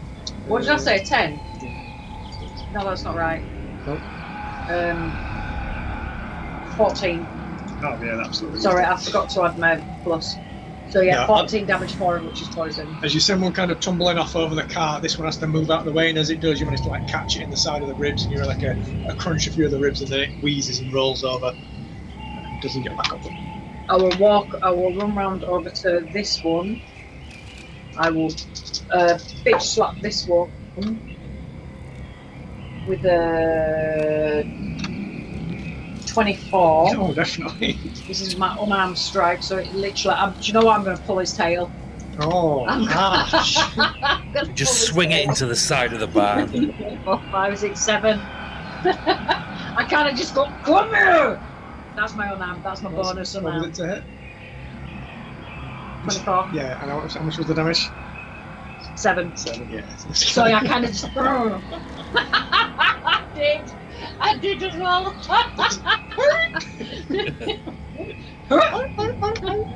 Not even chance, mate. No. Is that? I just look at the second toilet and go, John, me! Can you do me another perception check? I can. Oh, this is better. 15. 15. You can hear on the left side of the barn wood crunching and crashing. Ooh. Okay. So I will, on the left side, as I hear that, I will stand there. You will see a coyote about 30-ish foot away from you, just like starting to jump up as you see the tail end of another one disappear through the window. Okay. He's just there. Oh, okay. Okay. That you, yeah? Yeah, that's all I can do. Gareth, over to you. You can shout for free. Oh, I can. I'm going to shout. They're in the barn! So close. We're in the walls, man! Game over! Game over, Game man! over, man! Game over! Now, I ain't got time to bleed. I know what makes it feels, but seriously. There was Alien V Predator. Oh, and don't. I did, so. Don't. We're going to go there. AVP wasn't that bad. The first You know what, one the first one was all right. I mean, at a stretch. I mean, I'm definitely. Yeah, they were. The first one only gets a pass because the others were so bad. with my shield attack, Yeah. if I use it as an attack and I hit, can I then do movement and then do it again? No, you've got to be able to see the second target. Because it ricochets, doesn't it? Why, you wanted to open the door? Yeah, do it, run over, open the door, run in and whoosh. But no, okay. Is there any other way in the barn other than... If you quickened a spell and then used your bonus action to cast a spell that killed that coyote, you could run up and I'd let you use what was left of your movement to kind of open the door, and then you could throw your shield inside then. I'd let that happen. But you'd have to quicken a spell to do it, to kill that, well, to hopefully kill that coyote. He wants you to use your wild magic. Not at all. No, because it would be a cantrip if I quicken. Oh. That's, I mean, hoping you kill it.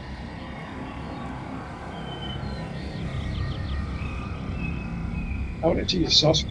These resources using up. No, don't. So,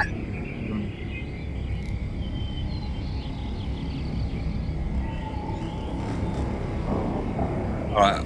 So Squeakslot's probably going to die anyway. So. We'll buy you another horse. We'll buy you a horse. Yeah, it's just a. It's magic anyway. I know it's not real. Right, I'll run up to. I'll run up to this thing and just smack it with my sword. Okay. And that is a 14 plus.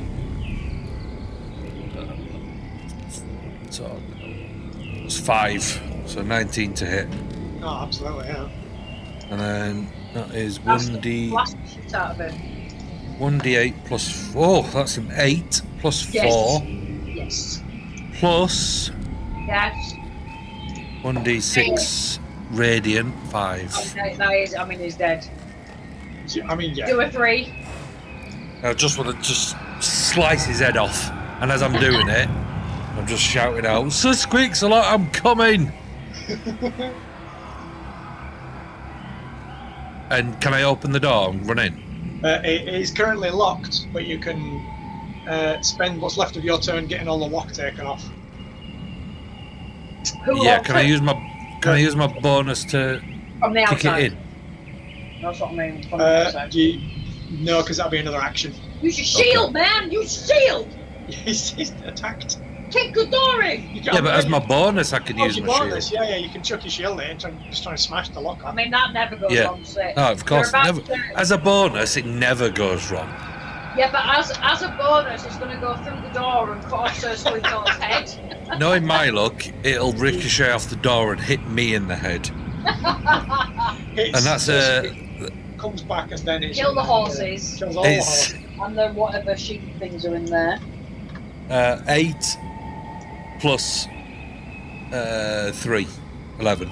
11 is enough door, yeah. to hit a lock on a door. Yes. That'll do me then. Yay! You shield will hit me! As a bonus. Yay! So can I open it and go in then? If you've got any movement left, yeah, you can get inside. Yeah, I've got. How much movement I got left up? I've got enough movement, haven't I? You don't have to get in the door anyway. And you can see Got enough to stand in front of Sir Squeakslot. Yeah. You're not inside. Yeah. That's kind of interesting, isn't it? Right, that's quite good because I can't see because I'm not in there. Manchester. Let us. Entertain you. Patch is going to go inside also. And we'll set a perimeter around Sir Squeakslot. Oh. You see Squeakslot like nuzzling Gareth like bites. And then I say, "You gotta get through me."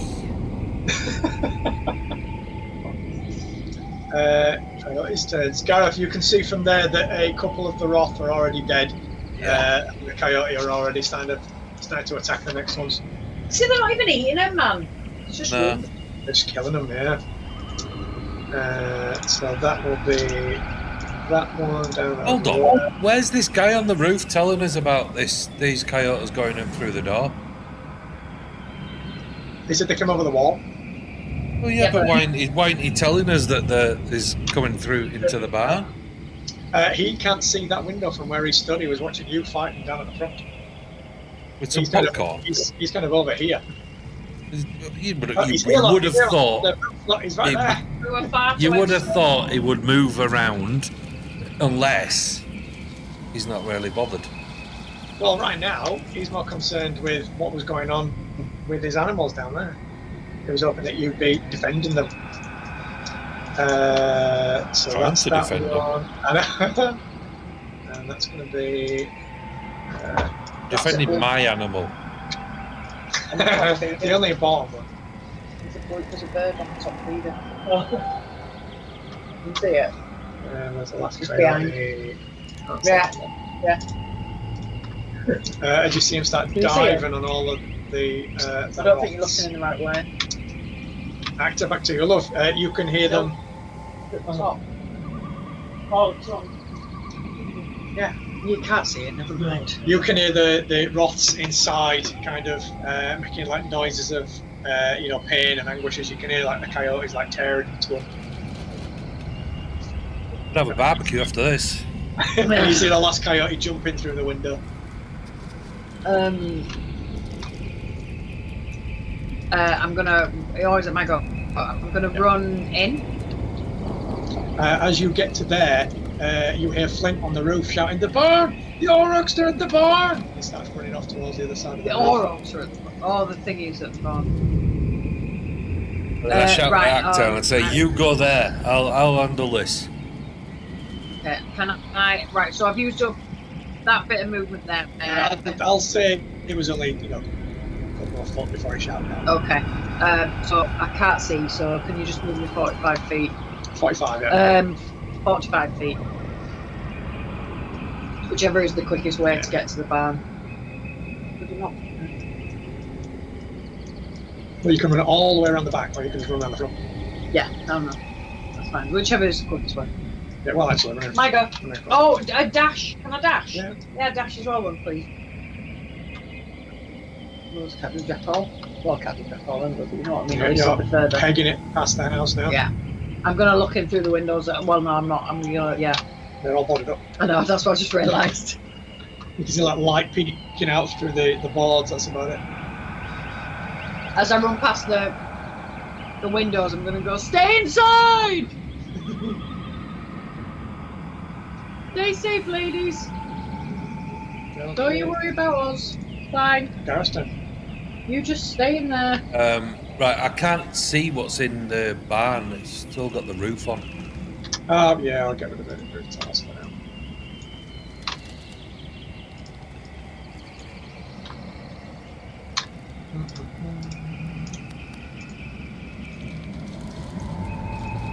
See there's one coyote in here, is there?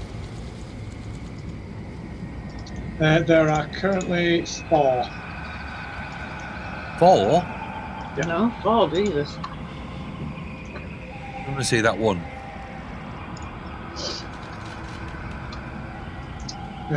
Make sure there is one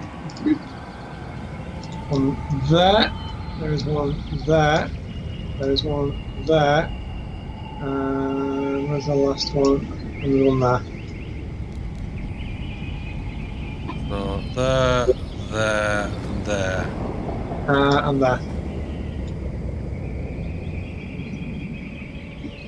All these things are dead, aren't they? Those top ones are dead. There is 1, 2, 3 Roths left alive. So if I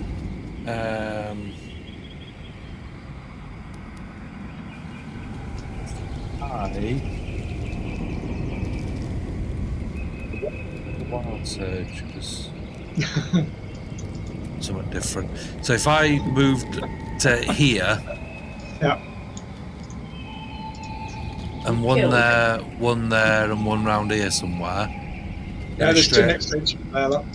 I can't see it in a straight. Oh, okay, in a straight line. Yeah. So there, because these things are dead anyway. So I'll do Tasha's caustic brew, which fires out the acid spray. So they have to do a dexterity saving throw. Yeah, that'll be the one.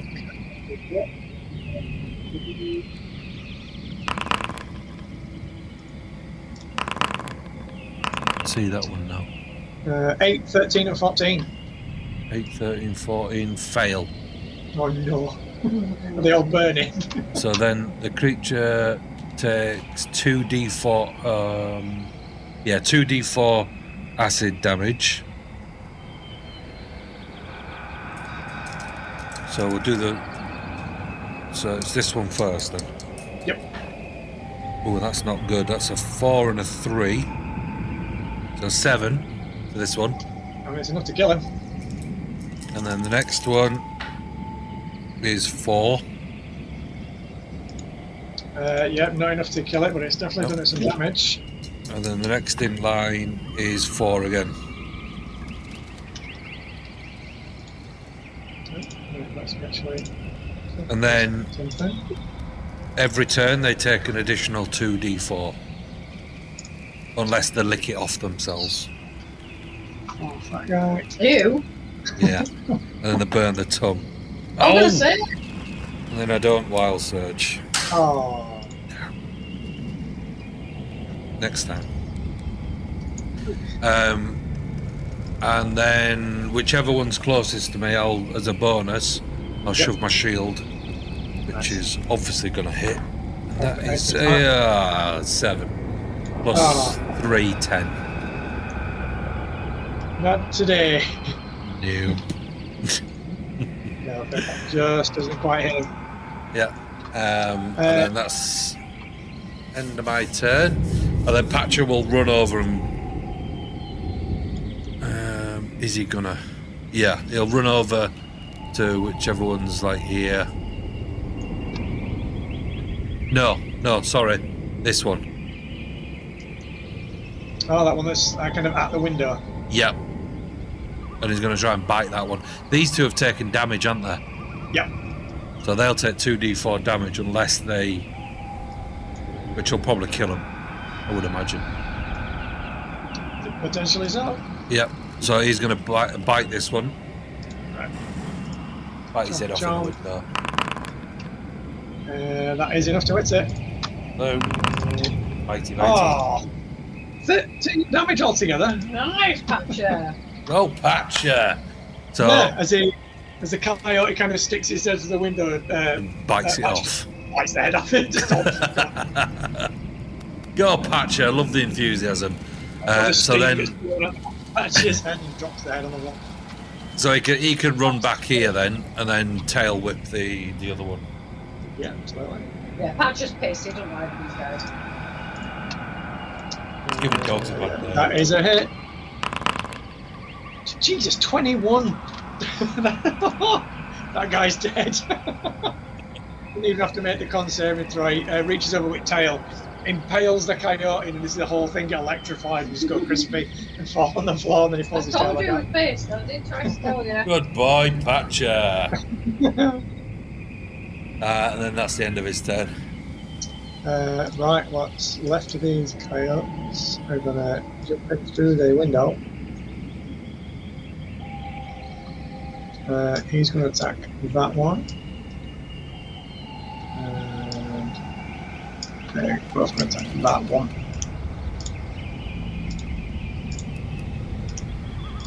And that's that one. Good. More food for me. We'll run over there. He doesn't have anything left. He's going to start running towards Patcher as well. And that one is going to run over towards Gareth. I've got Chompy Chomp, Mother Lover. That is terrible. That is a natural one. Hey! Bites his own tongue. Bites his tail. Around. Just keep running. Just keep running. Let's see. Targets to there. Okay.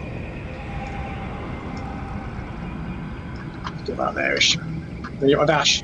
Yeah, please.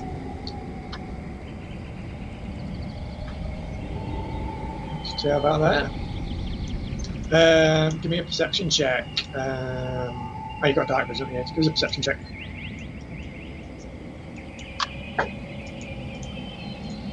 15 is enough to see some larger shapes over towards the barn. You keep seeing little flickers of flame. Where? Over where they are towards the barn, yeah. They look considerably larger than the coyotes, though.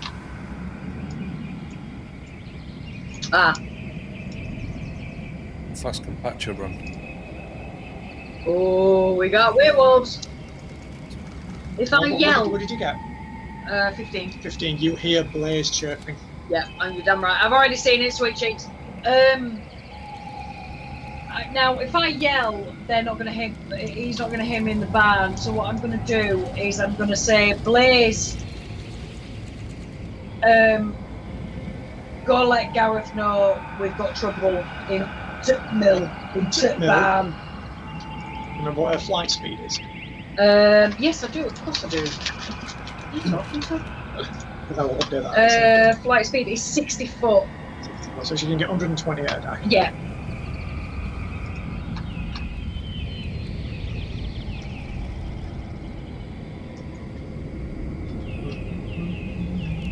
Uh, 560. There we go. But we've kind of taught Gareth what a warning. He just knows, even if it's just a she knows that there's trouble. It's like on World America Police, whatever it's called. Team America? Durka Street, and he just goes, oh!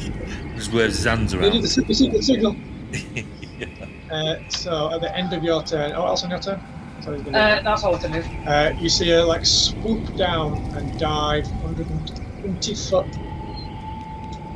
straight over into the wall. You towards the farmhouse. Go, Blaze. Gareth's turn. I just told Blaze that Patch is in trouble and that's it. 120 foot. That man, 640. I don't know what's happening there then, do I? Not yet, no. Not yet. Not until Blaze gets to your roof. Or the window or something. Or she gets to caw.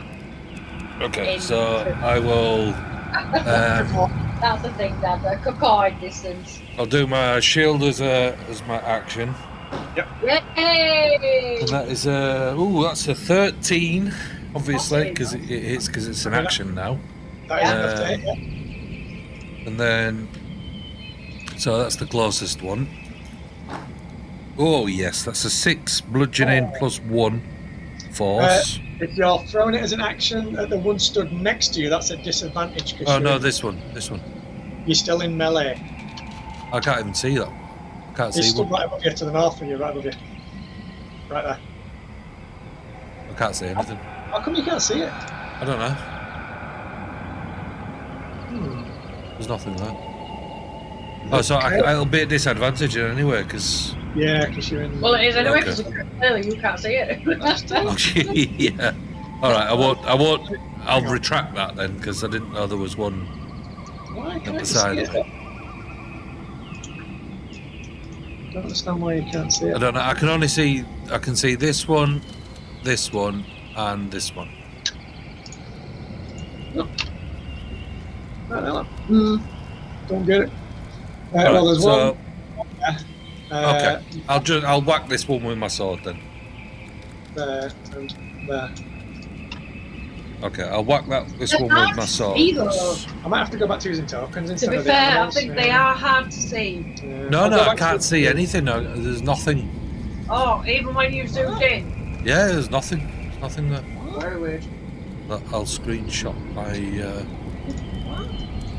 So there's not, it's, yeah, you don't have to use the thing, but it's just, I don't think it helps that it's dark. How about now? I've reset the token, how about now? Oh, now I can see it. Yeah, there we go. Now I can see it. Right, so yeah, that one. Yeah, I'll send you the image now, what I could see. It's me trying to faff about doing fancy things with tokens, obviously. Ah, okay. Ah, now I can see them all. Okay. Hey, 1, 2, 3, 4. There's 5 of them in here. All right, so I'll smack this one with my shield then, with my sword. Oh, that's a natural 20. Hey! Oh, yeah, First. Sorry about that. So that obviously just cleaves its head straight off. Yeah, absolutely. What's the minimum damage you can do with that? That would be an 8 plus 6. Oh, yeah, he's dead. Yeah. So then I shall chuck my shield at this one. Okay. Which is obviously going to hit because it's my bonus. Yeah, 100. Well, 100%. that's an 8 plus 3, 11. That is literally just not enough. Whoa! It was being a little bit too cocky, and then it actually hits this one, this thing in the head, just kills it straight outright, and then it ricochets and kills the Squeaks a lot. Oh dear. So then I'll move round back here. Okay.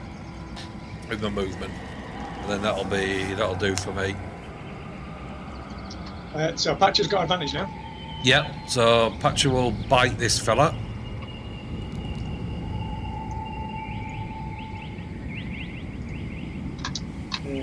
Wait.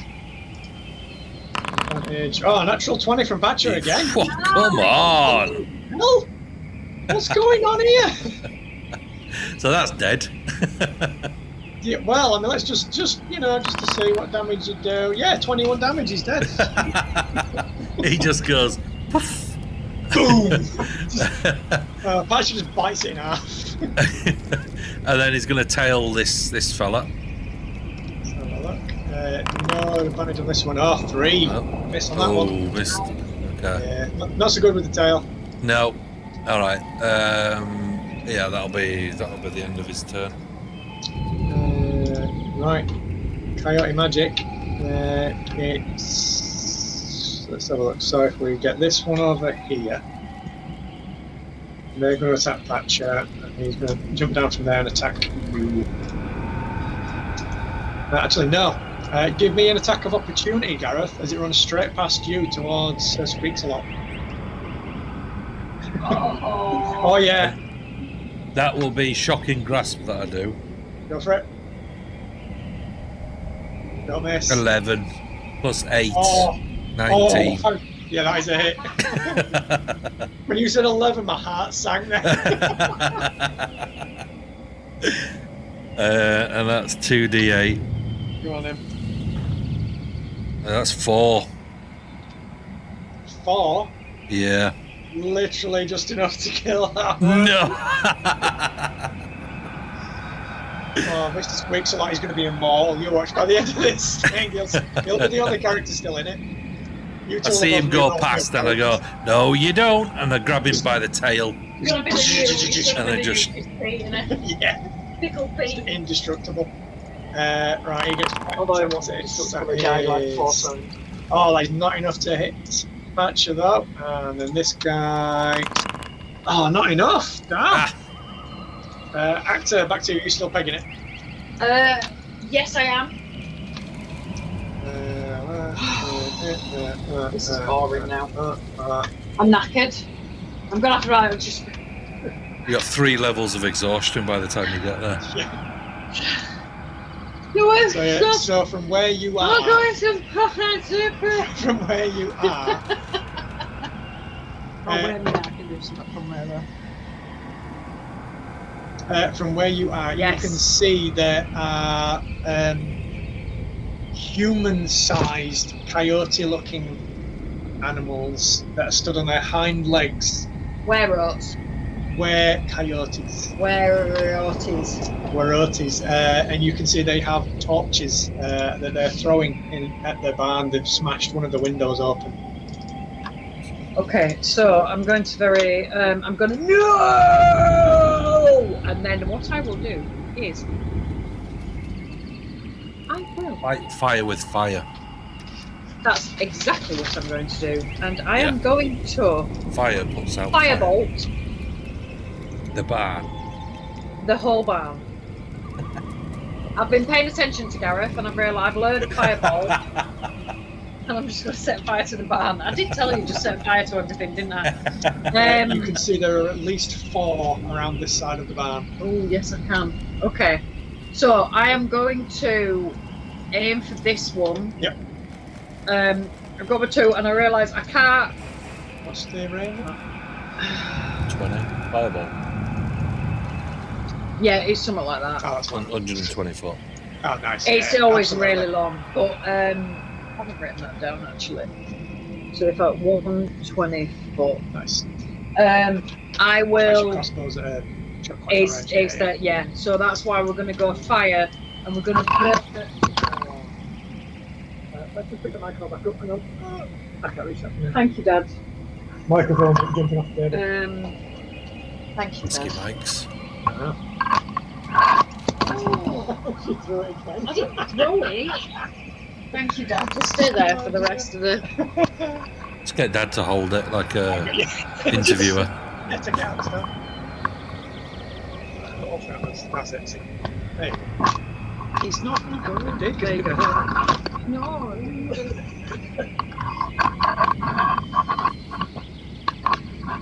There we go. Okay. So, Firebolt. so fireball, and we are going to go for this guy on his. Although this is like Paul's bonus shield because it never hit with it. These are much bigger than coyotes. I am you say that. I am going to go for his right butt cheek. Oh, right butt cheek, okay. And fireball. So I'm going to quickly run over and then realise I can't get over. I don't know why, but just put them together and go and just.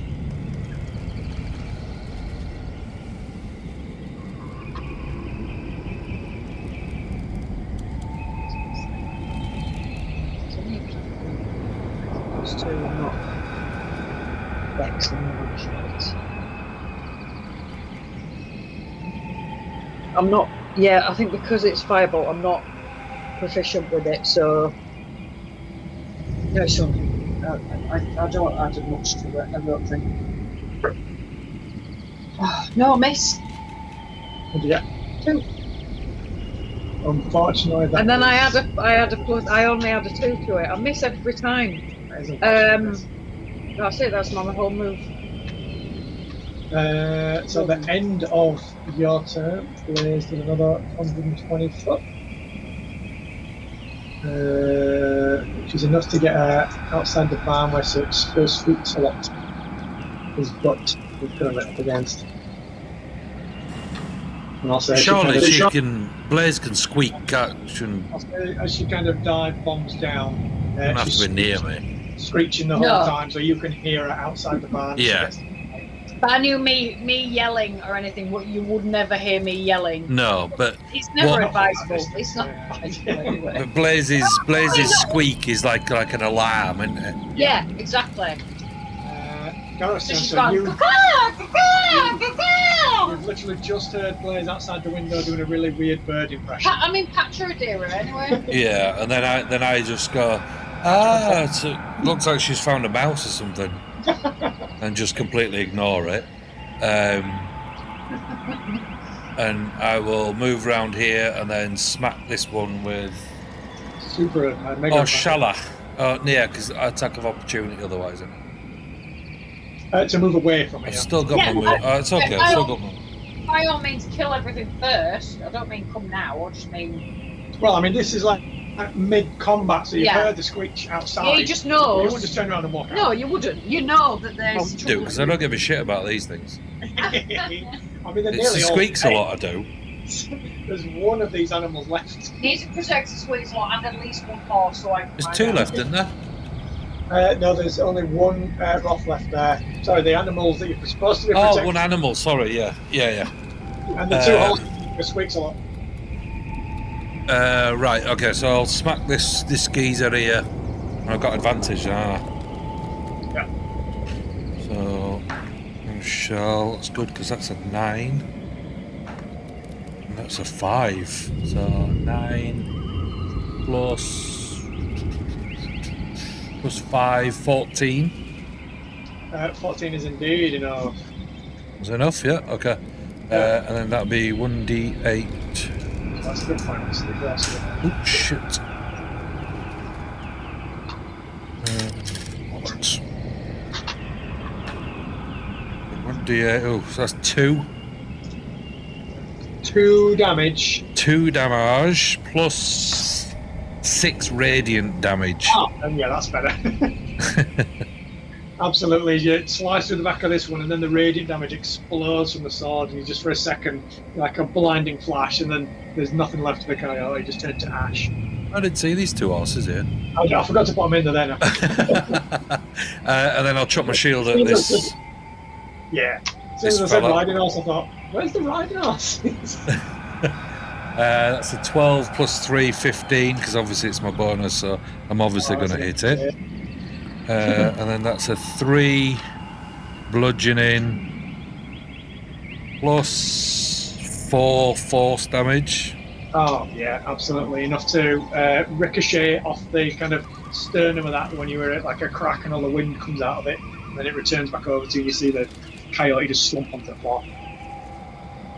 Then I will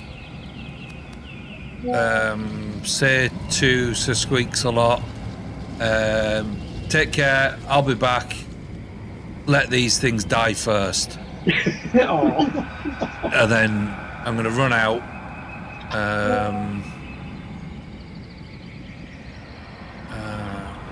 My boots. Yep. Is that an action to use? Yes. To kind of activate them and use them so you're flying around. Yeah. Yeah. So all right. So I'll just run out to the furthest I can get. What's that? 30 foot. So I mean, once you've activated the boots, you can either fly for up to like 4 hours, up to kind of 4 hours. But remember, once you're flying, you're flying. So as soon as you decide you don't want to fly anymore, that's one use that you've just used and then turned off. Yeah. Okay. Yeah, but I can use up to 4 hours a day. In total, yeah. And then it takes 12 hours to regenerate another 2. Yeah, exactly. But yeah. It says you can only. What's my flying speed? Is that equal to my walking speed? It's equal to your walking speed, yeah. So you can fly for up. You dash 60 foot. It says if you're flying when the duration expires, you descend at a rate of 30 feet per round. So I don't die. I don't. Yeah, exactly. Yeah. Okay. So you don't just. I'll run out here, which will be all my movement anyway. Okay. And then that's the end of my turn it's the end of that turn. Well, where coyote? So they've already smashed the window and chucked their torches in. You can hear Actor. Where are you? You can just hear out of the windows that's been kind of smashed open now. Jack and Finn both shouting, "Fire! Fire!" Yeah, I'm on it, dickhead. So needy. Who are you talking to? You don't even know I'm out yet. In fact, I'm going to change my mind. Got an idea. He's also going to put the window through and throw his torch in and peel around.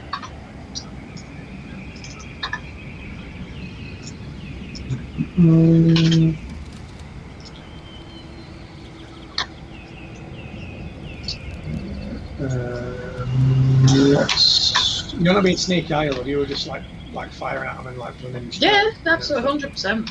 I always got 40 knocked in. So 100% that I was just running at him, not sneaking. So yeah, he would actually have spotted you when we got to the edge of there. So he's going to start making his way over towards you. I mean, come at me, bro. That guy, seeing his mate run over. It'll be 2 seconds. When it's patches go, just get him run. He's just okay. Yeah, 2 seconds.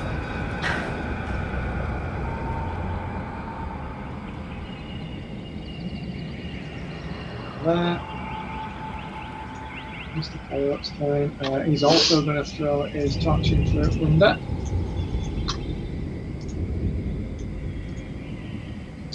What's that going for you?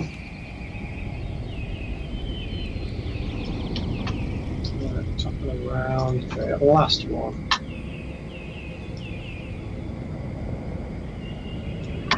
Actually, I'll turn off. You can see like all 4 of these were kind of coyotes coming towards you now. You know that.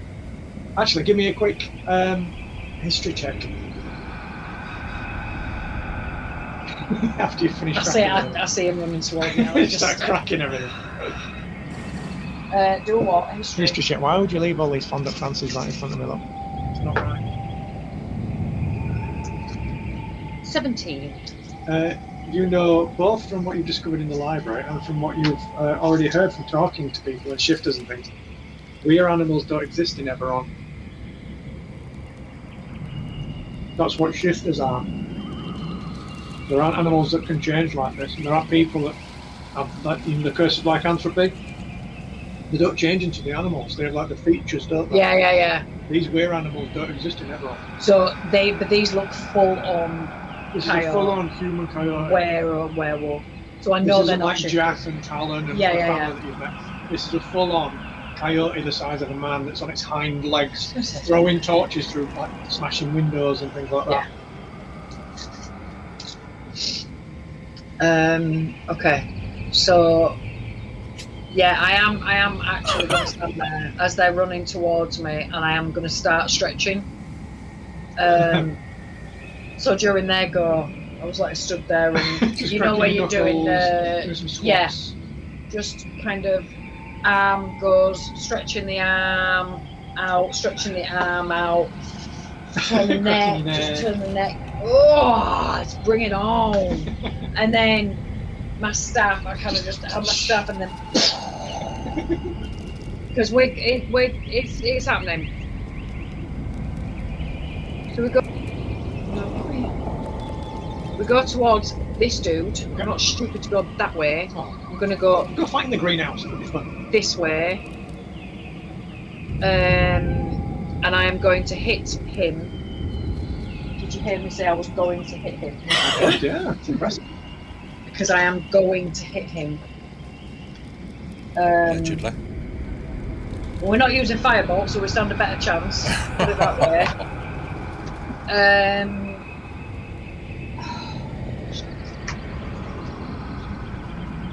I'm at advantage. Oh, yeah. No, but it was worth a try, wasn't I was just why? Why is that again? Oh. 11. 11 is literally just enough to hit this guy. Oh, I was going to say to me, so you're going to be an asshole. No, these are much bigger, and you can also see as you get close enough to enter combat with this thing, it doesn't seem to be handling its bulk. It seems unfamiliar with its form. But it's easy to hit. It's not wide, it's not dodging, it's not moving well. Actor, just to keep you in the loop. Gareth doesn't know this, but Actor... Well, don't keep him in the loop then! I won't say. I know nothing. Yeah. I know nothing. No, you can tell. No, you don't. No. If I don't know, I don't know. Exactly. That's my argument. I can just hear you screaming like a little girl. So what I'm going to do is, I can see that it's kind of off balance a little bit. So as I kind of look then, and I'm thinking I've just hit him, I'm going for the legs. So I'm going to go for like maybe the knee or the top thigh or something like that. Because if he's already, if he's already a bit teetering, 9 damage, 3 of which is poisonous. Absolutely, smashes into the thigh of this thing. You see it kind of limp over, almost half stumbles. You absolutely can see that it is not steady on its feet at all. It almost looks to you like it doesn't know how to control its body. It's like it's new. It's like it's new. It's maybe new to you, boy, but it ain't new to me. Boy. Oh, we're gonna go with a. I mean, he's got no clothes on. Then is sorry, when there. Where boy? Oh, when there. Well, I've got a 19 on the dice, so 26. Yeah. We are going to. Let's shift. We like that one. Shift.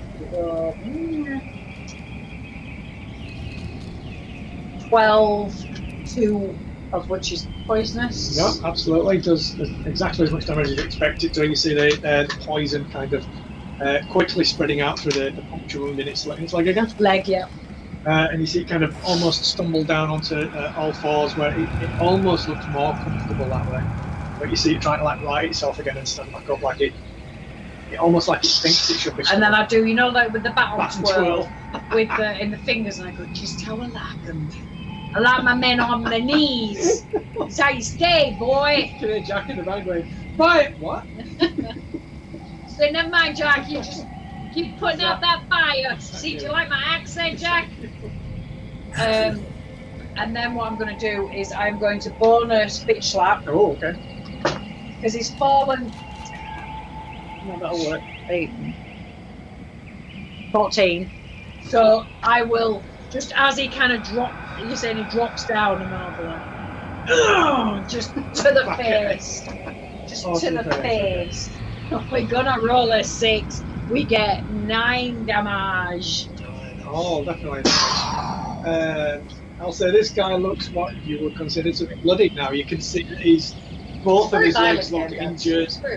Isn't it? Both of his legs look injured. Like you cracked him across the jaw. You can see like his sort of coyote-like face is, and like set his jaw. It looks like you've like knocked his jaw kind of out of the line over there. Is that you? Yep.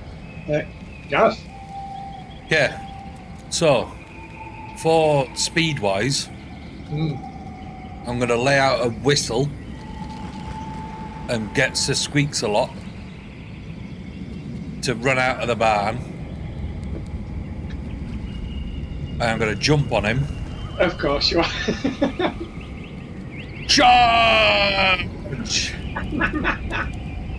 And then he's going to do I should have taken one of the bloody horses. Yeah.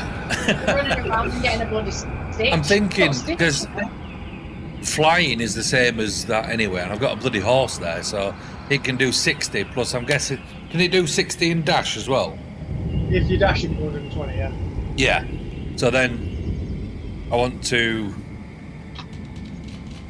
do that. Like to there, and then like to there-ish. Yeah.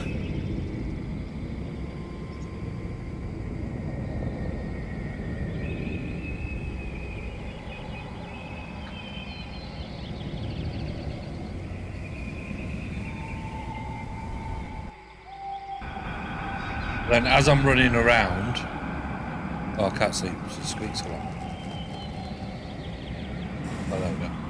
As I'm running around here, yeah, I shout in the house, and then say, what's her name again? Reese. Yeah. Say, Reese, do you remember that spell we were learning for the fireball? Yes, sir. Time to practice. She'll burn the friggin' house down. Like no, so she can come to this window here. How high? I can't see anything here, can I? Where are you looking? Where the actor is. Yeah. Not from there, no. No.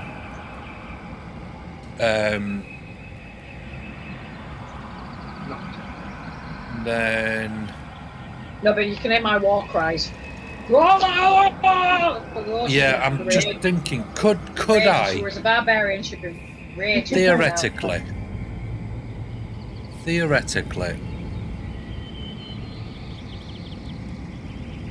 Can I quicken? Oh, yeah, if I could quicken and then do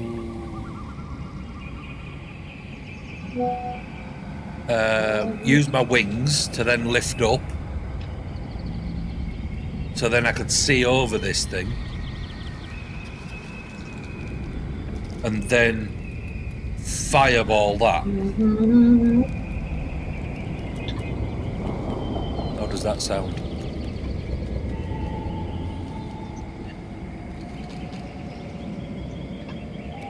So explain to me what you want to do. So we've used movement to get here. Sounds confusing, mate. Yeah. But it does. We've used. What are you doing? We've So used Sir Squeaks-a-Lot movement, not my movement. That's your action as well, because you have to dash. Oh, it's not Sir Squeaks-a-Lot's.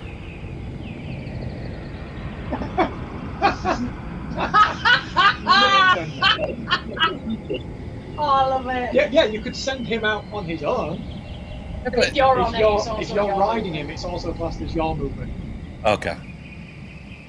So scrap that then. So otherwise, you could just keep jumping from horse to horse to horse and never stop on one turn. Yeah. So all right. So because he has 4 horses behind him. Yeah, you can't. As long as the actor doesn't get surrounded. Then dismount and run and do an action. That's like those ancient messengers that never got tired. Yeah. But in 6 seconds, you can only do that. all right. So as long as what? as long as the actor doesn't get surrounded now, then it should still be okay. But I shout to Reese. Now's your time to practice your fireball. Oh, I mean, that's going to happen in the next. Oh. Yeah. And then that's the end of my turn then.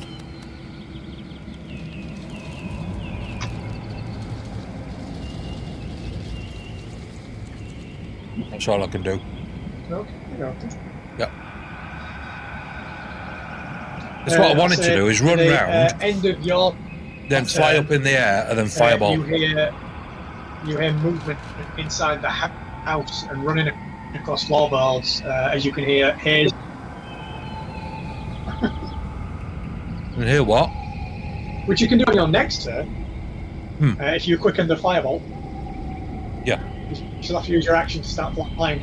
Yeah. I got that. You'd have to quicken the fireball. But yeah, you can do it on your next turn.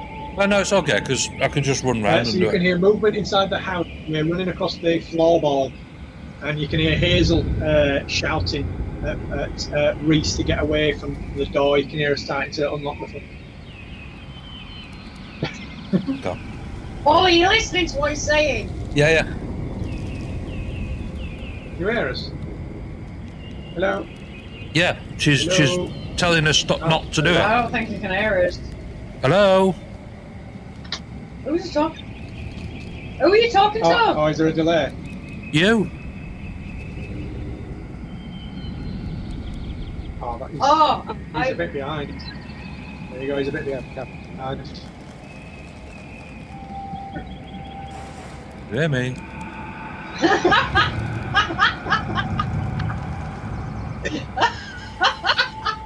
You want to tell him?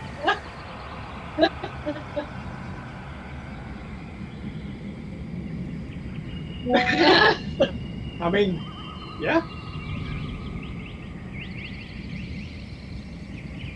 How much of a delay is there?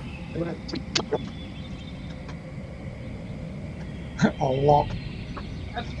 I'm going to restart Teams.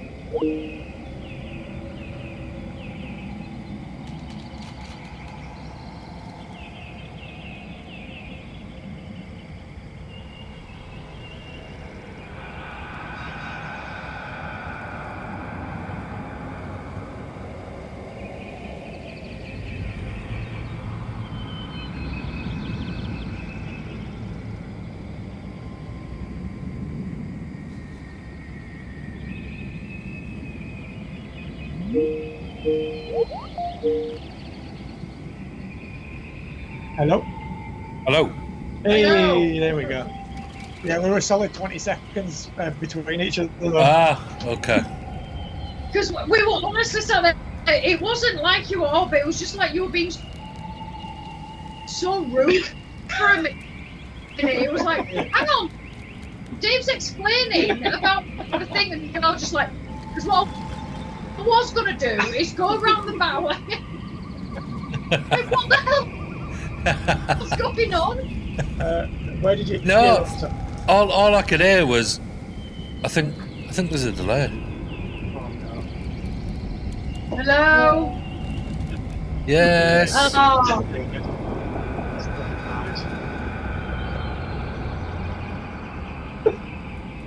Is it behind again? There still is. Oh God. Oh yeah, the music's going on.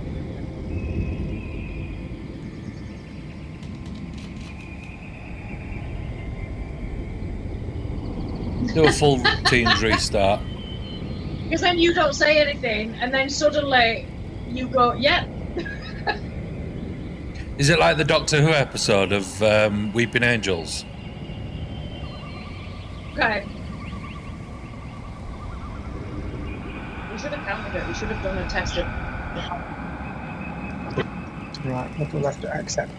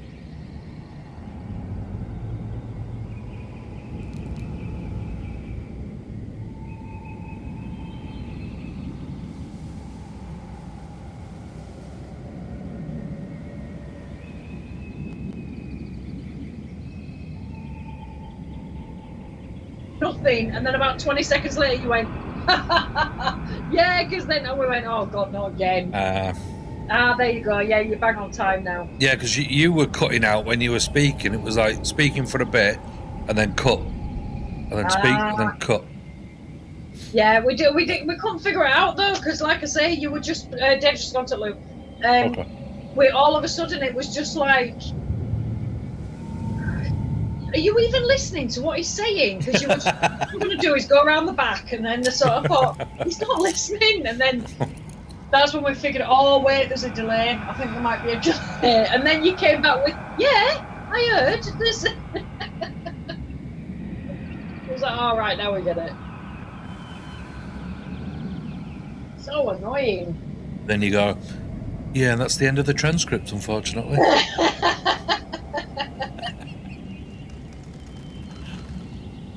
And that was the timey-wimey, wibbly-wobbly. I know. That was the most important part as well. That's what I think. Whatever you do, don't forget it. They're the winning lottery numbers. Yeah.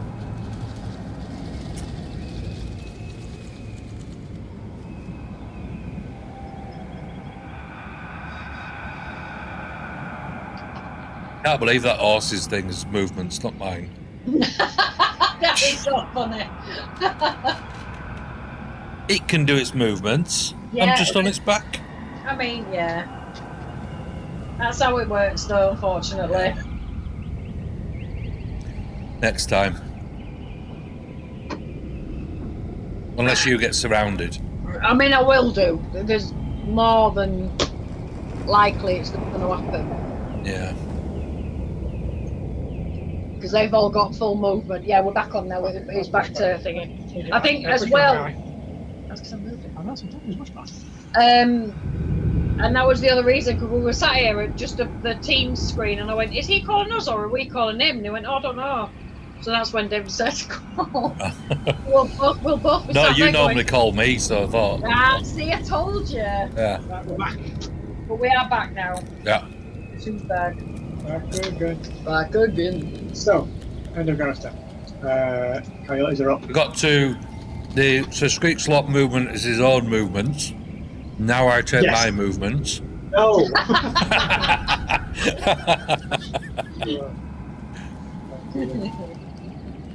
So I mean, that's fine. I'll just start putting all my guys on mounts as well. Yeah. Whatever. So the mother's trying to keep Reese from opening the door. Yes, so you can hear her trying to get out the front door now, and you can hear Hazel shouting, trying to stay inside. What are you telling her that for?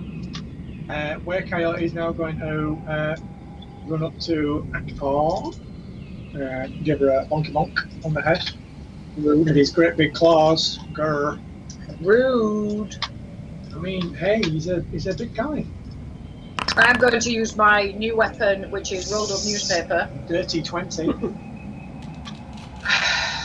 That is a hit. It is indeed a hit. So you'll take 7 damage, and I will also need a Constitution. Oh no, wait. That's nope, we're good. Now he will try and bite you.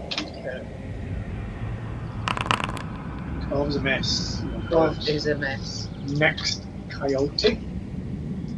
He runs behind you on the wall, round to the other side of you. So he's now got advantage. He's going to go chompy. Bites. No, claws first. That's over the claws. 16 is a hit. Nice. I mean, no. That's another 5 damage, and then he's going to try and bite you as well. Are you taking the damage off? I did. You're quite enjoying that part, aren't you? 17. That's a hit. Nice. So that'll be another 7 damage, and you need to give me a Constitution saving throw now that he's bitten you. 19. You are good. As you feel a strange kind of disease infection going through the bite, but you managed to bypass it off. That's just Is that a disease condition then? What animals are these? I got it. Rabies. Werewolves. Um, oh no, I'm not going to fight next time. I'm going to be a werewolf. I'm going to be It's not a wolf. I'm going to be a were actor. Actor, where? Patcher can just run as far as he can run and dash. I can't see him anymore. No, it's fine. I'll shift him. Don't know where he is. 20, 25, 30. No, that's I scream out Gareth's name as he bites me, and I can feel it, and I'm like, end of your turn. Did you do anything? No, not yet. No, I'm going with Patcher. Because obviously you'll have told her what to do after you told her to shriek at those lot. No, with Patcher, sorry, with Blaze. Oh, okay. I forgot to ask you what Blaze is doing at the end of her turn. Blaze will come back. So once she sees, once Blaze can see that Gareth is on his way, then she would recall. But she's staying on the roof. Cool. I'll get her flying up over the roof. Can she pull on him as she passes? Yeah, I mean she gets over there. This guy's going to run around this side. He's going to try and claw you. Really, with advantage, miss. Damn right, it's a miss. Oh, natural 20 on the bite. Okay. There's no what I can do. I've already used my thingy. I've already used my inspiration. Still got inspiration. I can't see you, so. Yeah, you can. Use it to reroll. No, that is true, actually. You can't see. I mean, I used mine for you, but never mind. It's not too bad. It's only 12 damage, but you need to give me a Constitution saving throw again. Alright, they'll be all dead soon anyway. I'm coming. 13. You are dead. Last way, Coyote. Now it's the top of the round. You're going to see the actor while you're in the midst of all this combat. The last way Coyote stood over near where the greenhouse is. He's kind of stomping towards you, and you see him stop. And he lifts his head up and looks over towards the farmhouse and just starts running towards the farmhouse.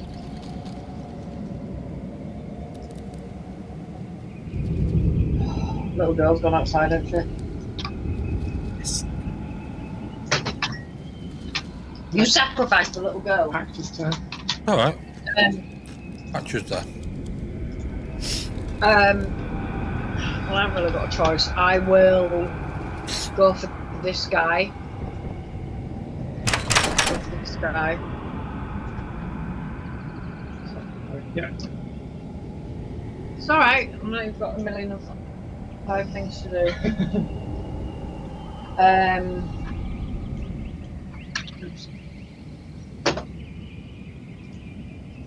19. Definitely.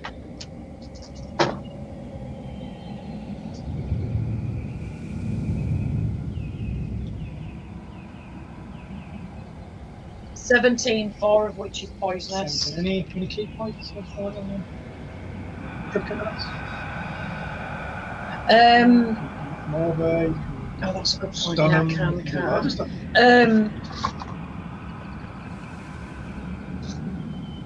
No, I've got.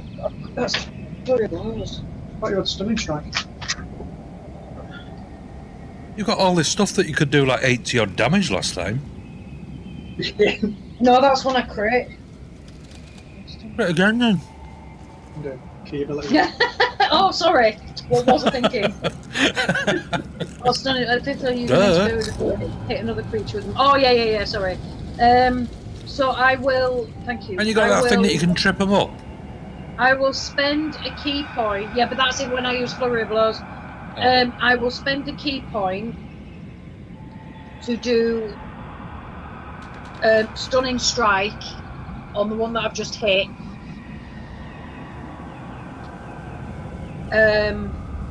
He needs to make a Constitution saving throw. Constitution. Which is going to be sky friggin' high. Spell save. What did he get? Excuse me. 14? Shit! Is that your spell? That was a waste of friggin' time. Is that your spell save? Yeah, that was a waste of time. Right, okay, so we're going to attack. Same guy. You see, you put me off my stride now. 15? Yeah, it's 11 to lose. Oh.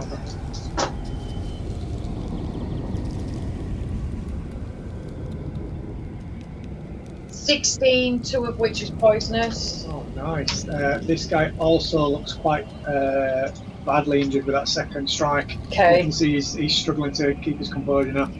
We are going to spend another key point to use Flurry of Blows. Ooh, we are going to hit with a 17 plus a 7, so that's 24. Oh, yeah. And we are going to, though, we're not going to.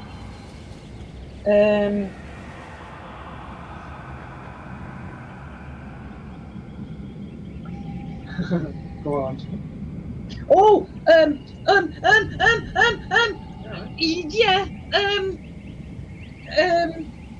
he's gonna make, okay, he needs to make a dexterity saving throw, which he has to do at disadvantage because I use Flurry of Blows. Oh. So, thank you, Paul. Dexterity at disadvantage. 3. That's a fail. So he is now knocked prone. Yeah. See? He is knocked on his ass. As you just slam into him with your like a spinning back kick, hit him straight in the stomach. You see him like curve over on himself, huddled up on the floor. You can hear him wheezing. That's because I just to the bollocks. That's my go. I think that's all I can do. I'm tired now. Oh, and I've got a bonus bitch slap. That Flurry of Blows, the bonus action. Carry on. Embarrassed. As you were. Spend a key point. If you spend a key point, or it's a bonus action, it's one or the t'other. Okay, so we will move. So sweeps a lot. Points. You should be able to drag a box over both of you. Oh, okay. Where's that other one gone? There you go. Here. Yeah, that's it. He's running through the orchard at the minute. Right. So, I'm going to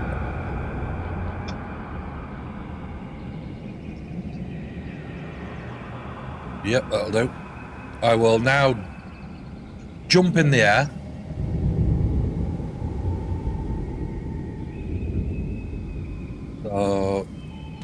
So Squeak Slot can disappear now. So Squeak Slot can run back. She does. Poop on him, Blaze. Poop on him. Dive bomb. Do it.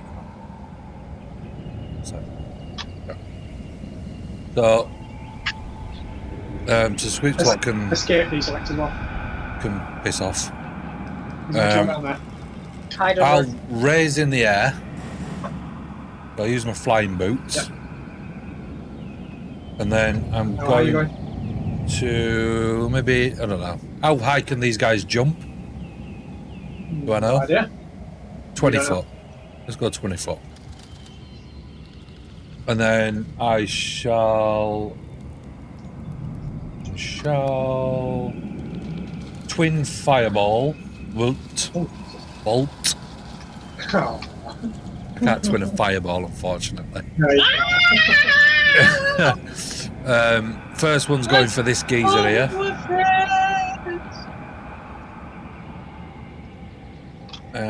So that is a... Oh yes, that would be an 18 plus 8. Oh, definitely. Then 2d10s, which is a 6 and a 5, so 11 fireball damage. Nice. Arcs off through the sky down towards this guy, weaving through all of the trees. As it's sort of kind of bounding along on all fours, you smack it in the side, you see it kind of slam into a tree and then trying to regain itself and carry on running. And then the next one will be on this geezer here who's on the floor. Mm-hmm. Which is a... Go on. Do it, another guy. Okay. Alright, this one then. Yeah. Smaller targets, the idea. Yeah. And that is a 16 plus 8. Anyway. 16 plus 8. Nice. I'm guessing that's going to Yeah. Oh, yeah, that's a 6 and a 7, so 13 damage. Nice.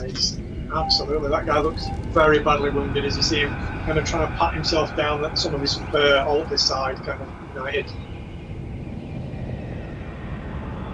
And then I just hover there, gallantly.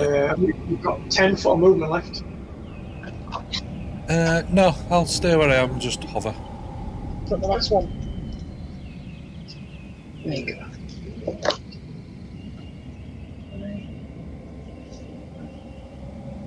And that's my turn done. You can hear behind you the familiar noise of surf squeaks a lot. And if you look over in that direction, you'll see where Reese has jumped up onto him and he's starting to bound towards your direction. On top of him. You're right. Why? You must have come out and help. She wants it. I know. What did you do that for? No, I said come out and use your firebolt, not come out and help me. Just out of the window, just a. She's about 12. Like she's listening to you. If she dies, she dies. Fuck it. She dies. If she dies, she dies. Right, top one is going to attack how's that a miss? I mean, you whatever. But he did fight you with a 22. Which will only be 8 damage, but I will need a Constitution saving throw. Uh-oh. What did you get? Is that just a flat number? 1. Plus is there any... Oh dear. That was 2 plus.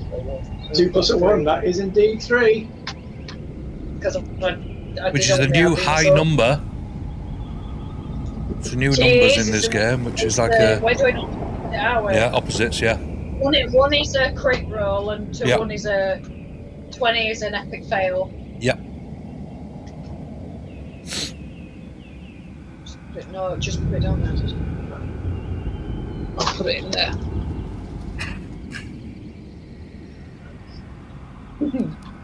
Okie dokie. Next one is this guy.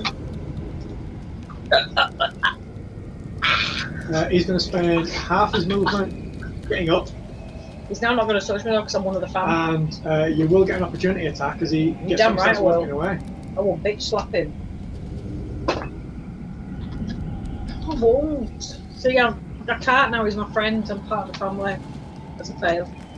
Back his turn. You're just going to keep running towards you again. Say what? He's going to keep running towards Gareth. Hatcher. Yes, Patcher is, yeah. Did I mean, we're talking on play again. No, did you have an opportunity attack on that guy? I did, but I failed. Yeah, I got like is. a nat 1. Why? Because apparently I got bit. I failed the Constitution, so now I'm turning into a were tiefling. Okay, so I can fireball then. Okay, no problem. I've been waiting until I turn. Oh, okay. Okay. At least. You can now hear Finn and Jack struggling to unlock the van door. You can see smoke pluming out of the windows now, and you can see part of the roof is starting to catch fire on the inside. I'd forgot about them. Yeah, so did I, to be fair. Who's Jack? Jack's the You're going to lying get down. as the other one starts running off towards the house as well. See, they're not bothered about me anymore. No, they're not. This is why I got her to come out. She's on the squeak so she can outrun them. Hey, that's a hit. It's a shit hit. Like that. 11, one of which is poisonous. Yeah, and I just kind of cracks it back, and he kind of turns towards you, but he just carries on running. No, I point to that guy that's left and go, that was him. That wasn't me, that was him. That wasn't me, we're bros now. He bit me. We're fam. Innit? I'll just... Okay. Okay. 40. No, just that well enough towards the gate.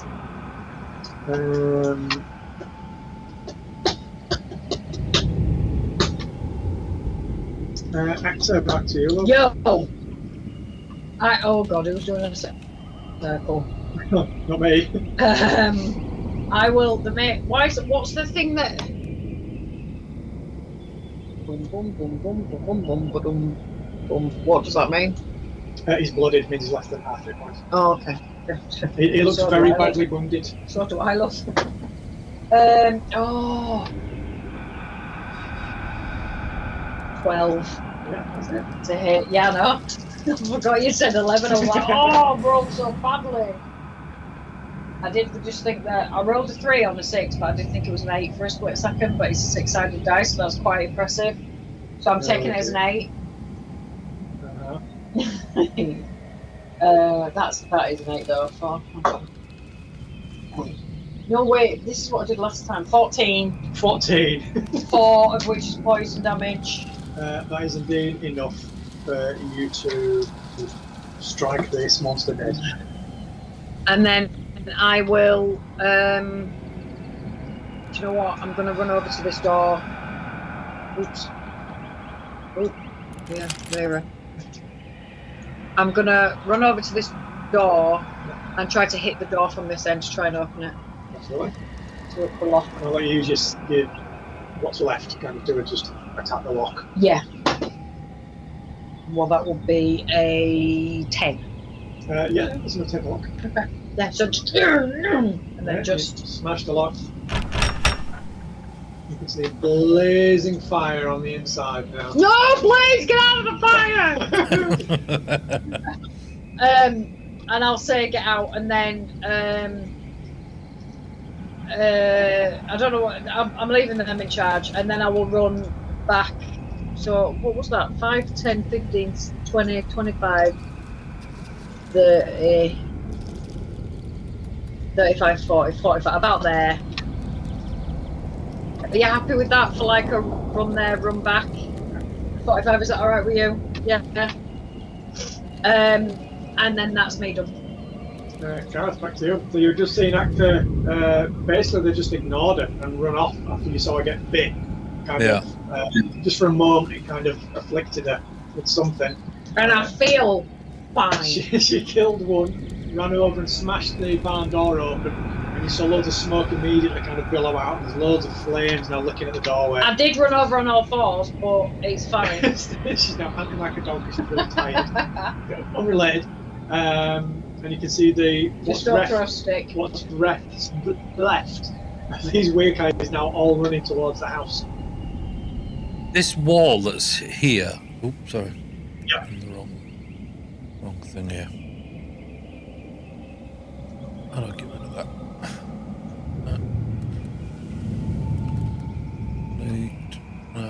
This wall that's here. Yeah. Can they jump over this wall? How high is it? The wall itself is probably 10 foot because there's like a brick wall and with fence on top of it. Okay. So you can see that that Flint's probably extended this up more than likely for this kind of thing. So you doubt they'd be able to jump over it. Yeah.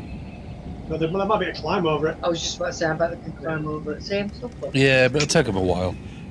So I will do from where I am 20 foot in the air. I'll look down at this fucker here, and I'll cast Thunder Wave. Ooh. Thunder Wave. I'm like the dad. I'm like the dad in Dusk Till Dawn. I'll help you fight until I turn. Yeah. Then kill me. So this thing needs to do a con save. That will be 13. It's not what he wanted. So he will take 4d8.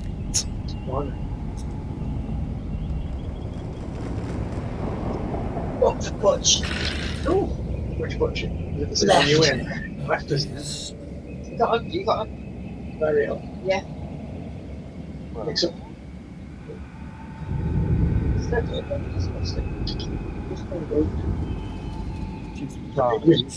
Jack just because he's on fire. It will take 25 I haven't.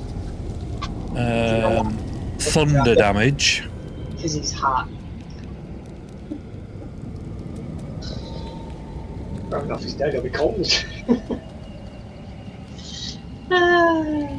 And he will be pushed back 10 feet. Damn right, get away from me, you filthy animal. Because you just massive explosion of thunder from Garasan's blasts downwards towards this thing, hits it square in the chest, and you see it stumble back 10 feet. It caused a hell of a lot of damage. You hear like ribs crack, you hear, the claws scraping at the gravel floor trying to keep his foot in. Then I will chuck my shield at him. Wild search, no. Oh yeah, I need to do a wild search check. No. First, I'll chuck my shield at him, which is a miss because that's a 3, which is very rare. And then I'll do a wild search check, and I wild search. Yay! While I'm 20 feet in the air. I won't worry about that. I won't read anything into that, mate. So what I'll do is I do the thunderwave thing, and it's like, Doctor Strange when he's in the air. And he comes down with his hands and does the thunderwave thing, and then he starts shaking his head like he's like when he checks all the multiverses. And then Sounds good. What level spell were it? That was a level 3. 3. Give us a D20 then. D20 is 6. So that's 3. Give us a D100. 54. Ooh. 50.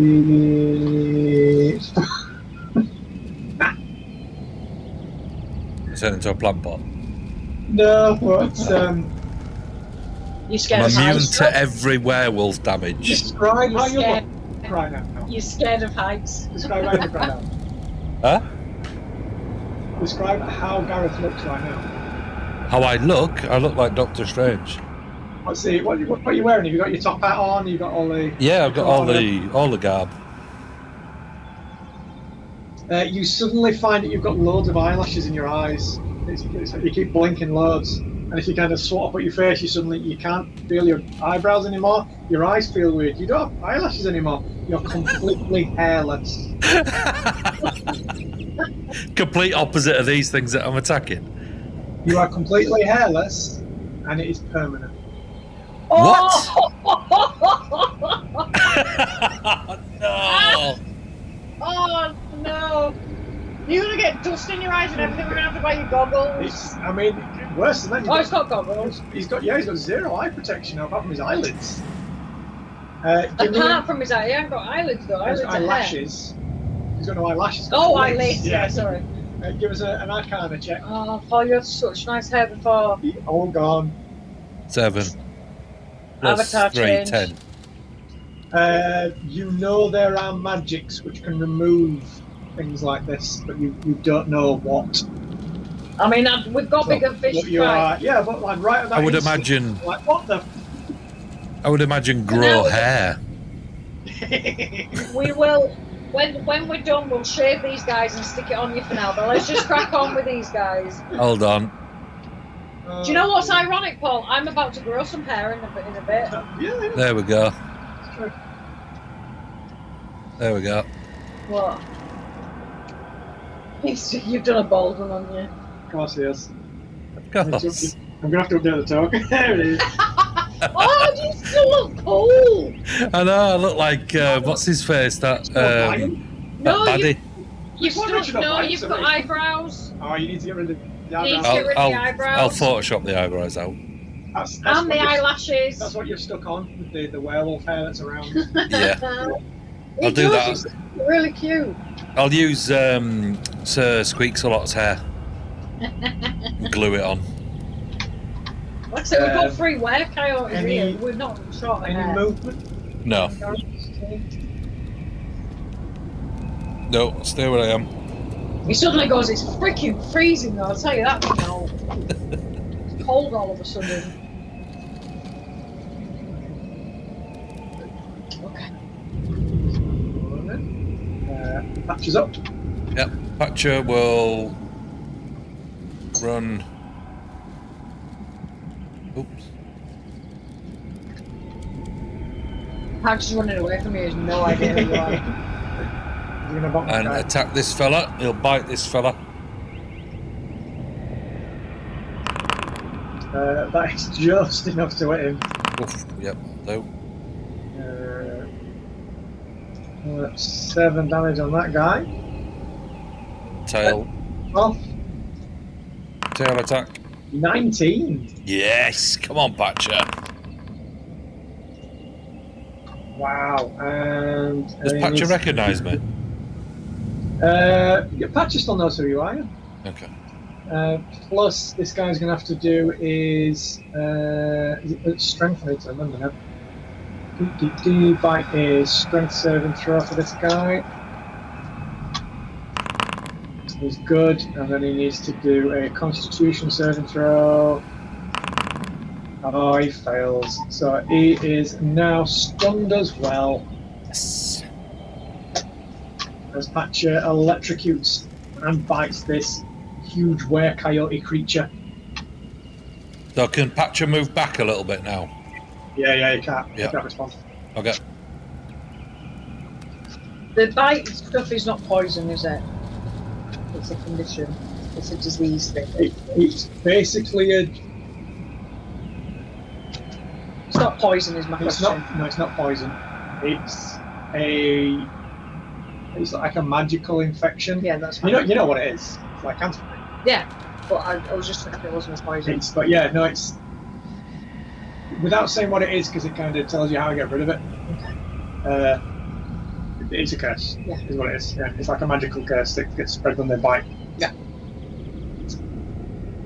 But yeah, if Gareth wants to do me a quick history check as well. It's gone to the toilet.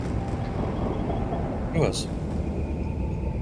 Thank you, Dad. Dad, I was talking to the cat. Sorry. The cat was saying. Bloody hell, that microphone is really big. The cat was going, "Where's life?" What am I doing? A history check? Quick history check, yeah. 9 plus 3, 11. 12. 12. That was okay. You also remember, both from talking and from what Actor's been learning in the library and stuff about Eberron, where creatures don't exist in Eberron. It's the whole shifter thing, where they get like aspects of animals that don't just turn into the animals. So, like Anthrop is not something that really exists over here. That was the thing that I knew earlier. That. Okay. Now you've kind of got one close enough for you to see what it is. You can see that this is like a humanoid coyote, like a weird coyote, which it shouldn't exist. This should be like Talon and. Because, like I say, we've been talking about that kind of stuff, and it's weird. Yeah. And I go, yeah, but I don't know. Like maybe them jackal things that we had fought before. Yeah, ages and so we ages ago, talk about that kind of thing, and then we go, yeah, but here they don't have it's all werewolves, shifters, they don't have, and that's why the conversation came up, and then. Yeah, it's not really a thing that exists so much in Eberron. There's like magical stuff which can cause it. Yeah. But it's not something that would just occur like this. Yeah. There's something that's caused it. Okay. That's Patch's turn. Gareth, can you give me a perception check, please? 9 plus 2, 11. So my passive's 12. You can hear Flint at the other side of the house on the roof, but you can't hear what he's saying.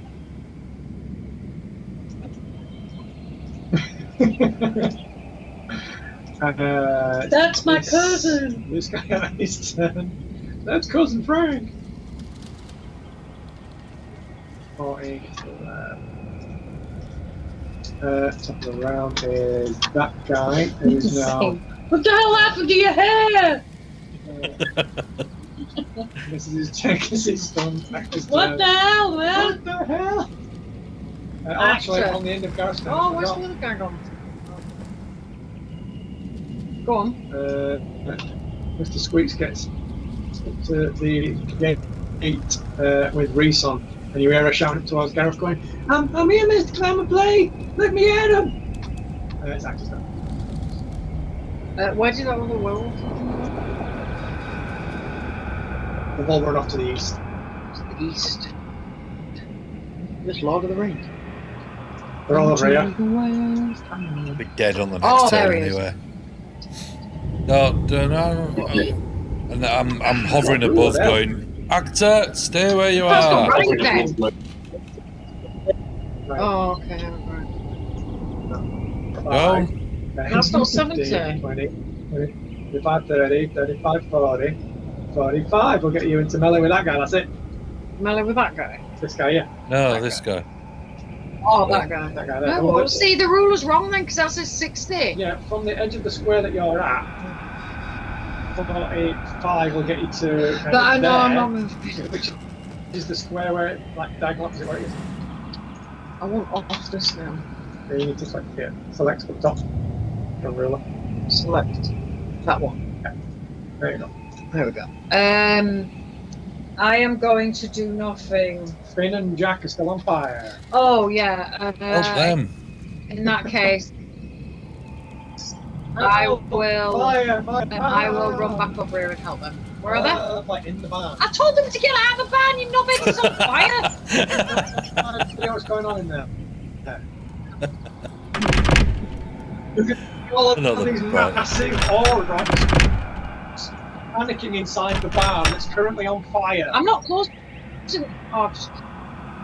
You've locked yourself in. I have locked myself in. It now turns into a hot box. Building. Then I'll go and help them. Okay, so you as you get to the door with all the smoke billowing out, you get to at least the point where you kind of waft some of it away. You can see the whole inside and the barn is now on fire, and all the animals are panicking and scrambling, running around. Well, I'm not standing bloody dog. Jack like an idiot. Jack and Finn are kind of stuck in there, getting like knocked around all over the place by these huge bison creatures. Okay, I will go into the barn, into the doorway, and start guiding the animals out. Okay. I didn't want them to come out before because all the werewolves were there, but yeah, I mean, they're on fire or it's whatever. So that's fine. I'll say you start like kind of dragging them. Yeah. By the. I start guiding them out. I mean, if they die, they die. You can see none of them are dead right now because the fire's kind of just spreading through all No, the but if hay they and come out into where cool down, suddenly they become fodder. That's what I mean. Blake is still just on top of the greenhouse. Oh, yeah, at least on there. Hello. There. Yeah, the sounds. Is anybody there? Yeah. Can you hear me? He said that when there was the. There we go. Yeah.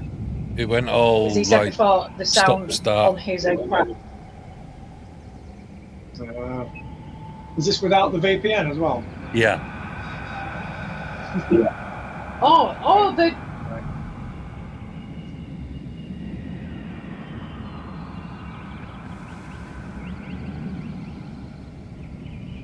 Count.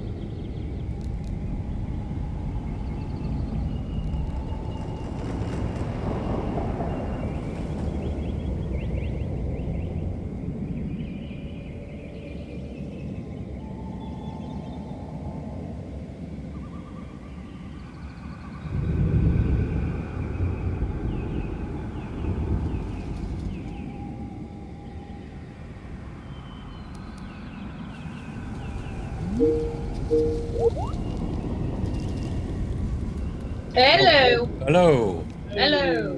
Yeah, it started going. It started when you were speaking. It'll speak for a bit, and then it'll just cut off. Ah, okay. And then it was back again, and then it went. This still If it without start- the if it- VPN as well. Huh? Is this still without the VPN as well? Yeah, this is without the VPN. Yeah, it's a Teams issue. Hopefully. So it's Gareth's turn. All right, I'm gonna cast Fireball. Oh. Fireball. Yep. I'm gonna get this thing over with. Oh yeah, yeah, because you didn't want me to go there. Yeah. Which is a dexterity saving. I'm guessing they're pretty dexterous, but fuck it.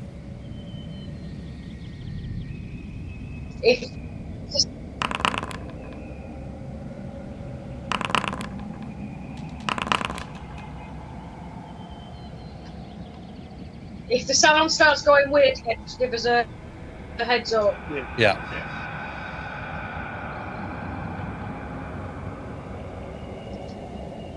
That is 18, 13, and 2. The 18 is good. I needed 16. So. Oh no. They're gone again. Someone's not answering. Huh? Can you not hear me? And that's it. Oh, God.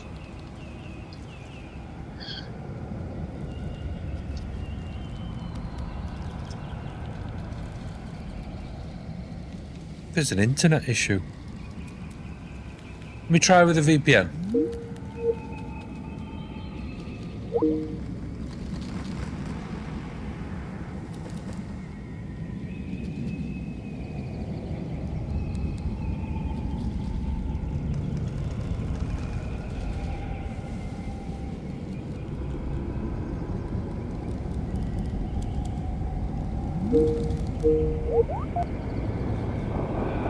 Hello. Hello. I'll plug it into mine. We'll see if that were the weirdness.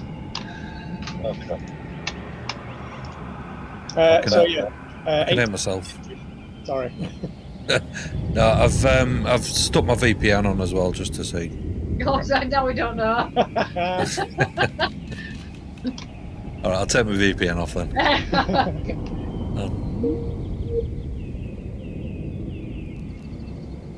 So I'll say the one closest to the tree, that bottom one. I'll say he passed. He managed to get behind the tree. Okay.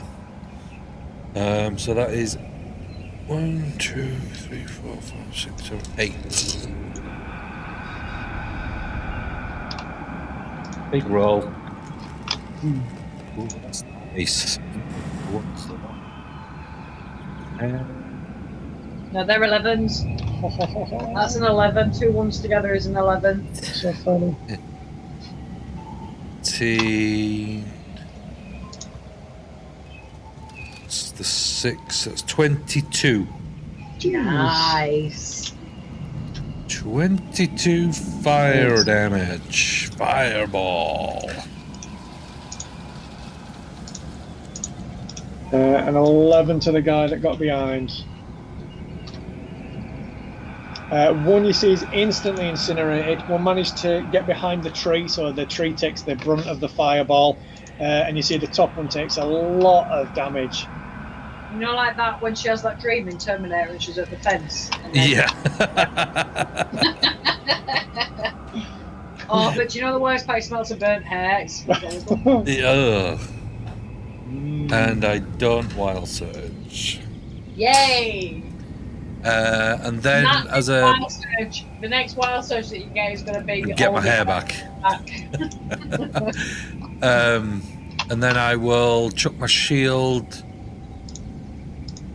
Oh my fuck! Am I doing all these things? What's that tree on fire? Yep. Yeah. And then I'm going to chuck my shield at this one as my bonus. 14, 17.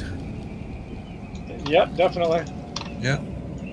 This little girl is now looking at that going, wow, is that fireball? You go, yep. Oh, whoa. Well, that is a 6 bludgeoning plus 4 force. So 10 damage to this geezer. Nice indeed.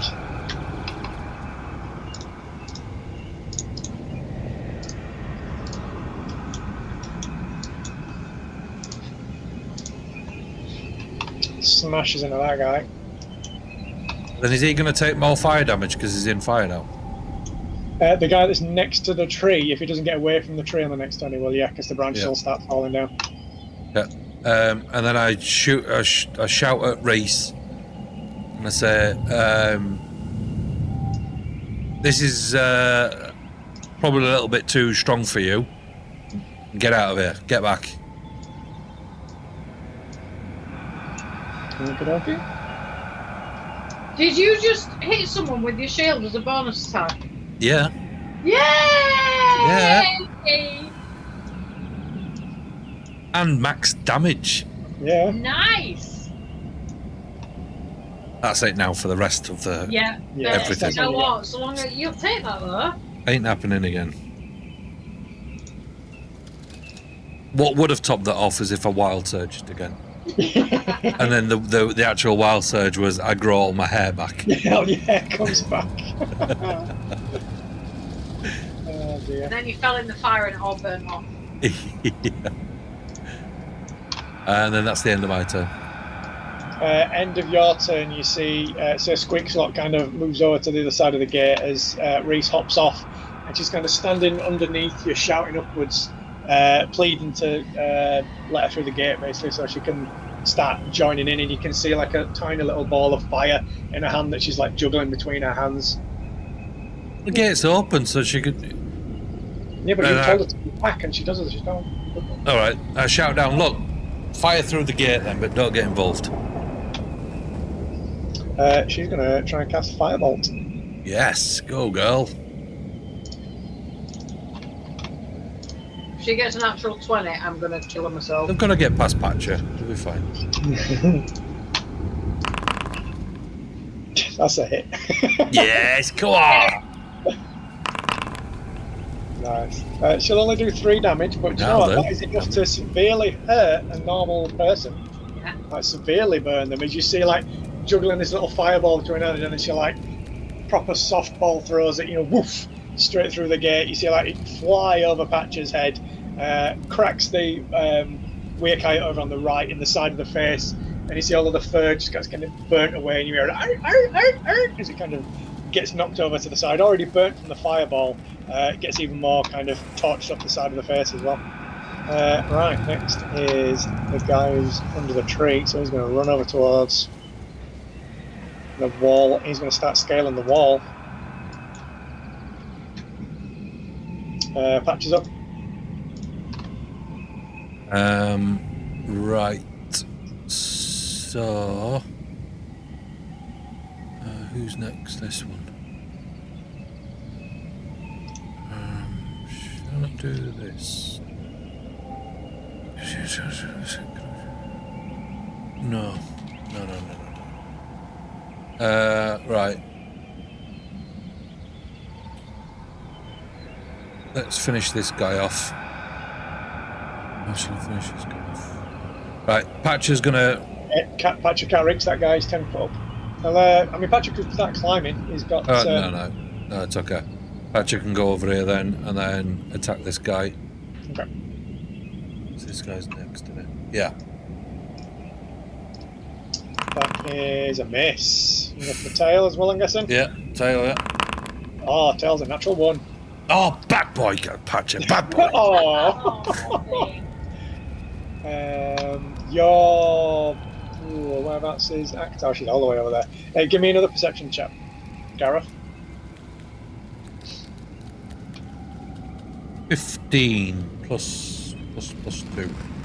Is it perception? Yeah, 15 plus 2. 17. 17, absolutely. You can hear inside the house, you can hear Hazel screaming. You can hear Flint at the other side of the house now in combat. Oh, Jesus. With Hazel. Yeah. It's fine. If he dies, Gareth he can dies. still hear her inside the house. Yeah, but I choose to ignore her. Reese can hear her as well, and she's not doing out. Well, Reese doesn't have that higher perception. Last guy's turn, he's going to try and get past Patcher, so Patcher will get an attack of opportunity. Yeah. That is a hit. Oh boy, Patcher.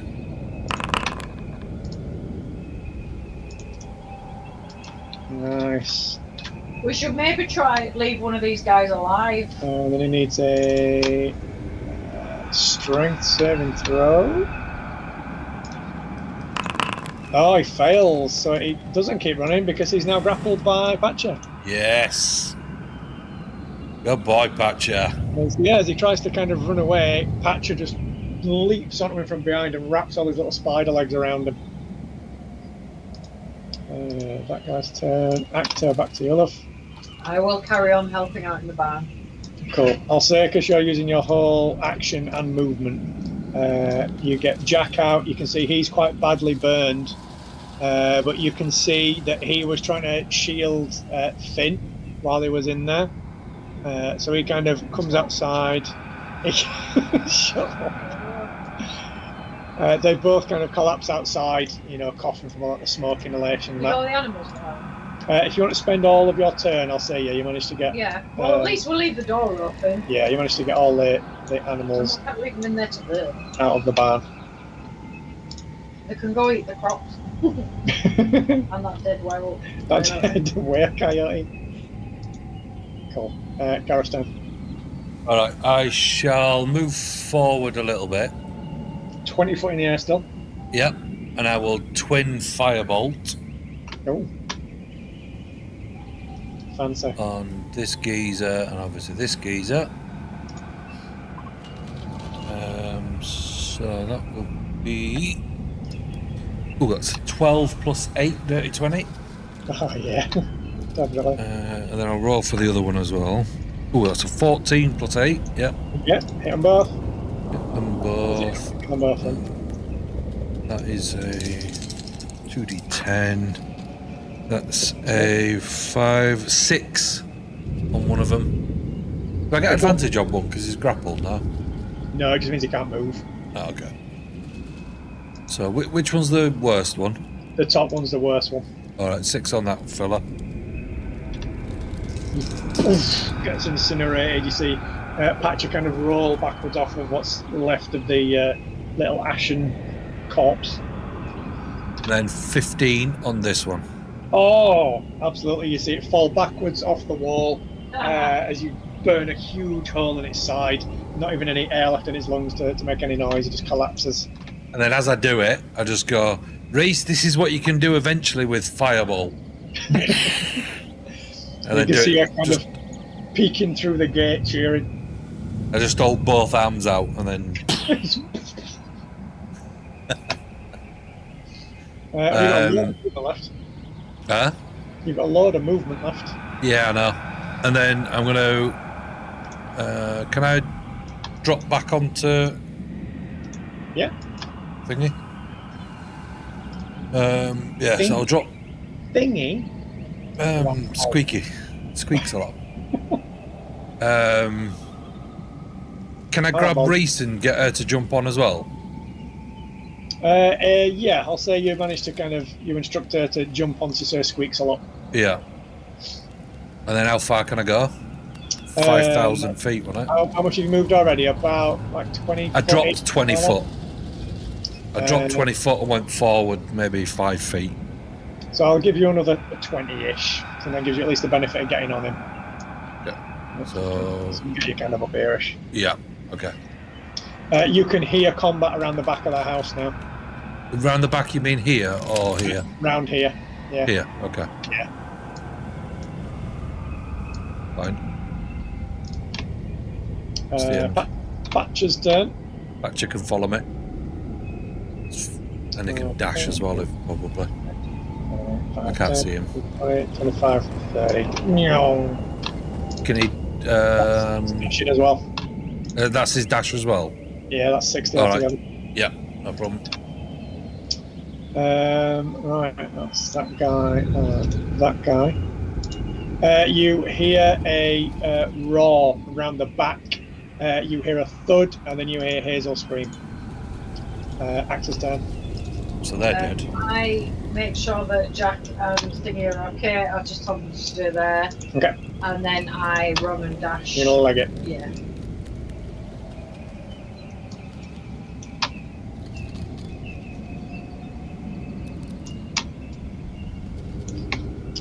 Gareth's turn. Right, I want to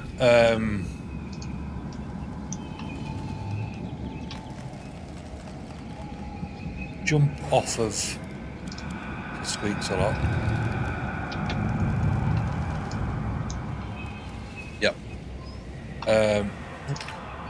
And then say to the squeaks a lot to take Reese to actor. Okay. So yeah, absolutely. I'll say at the end of your turn, he starts legging it back off in that direction. Yeah.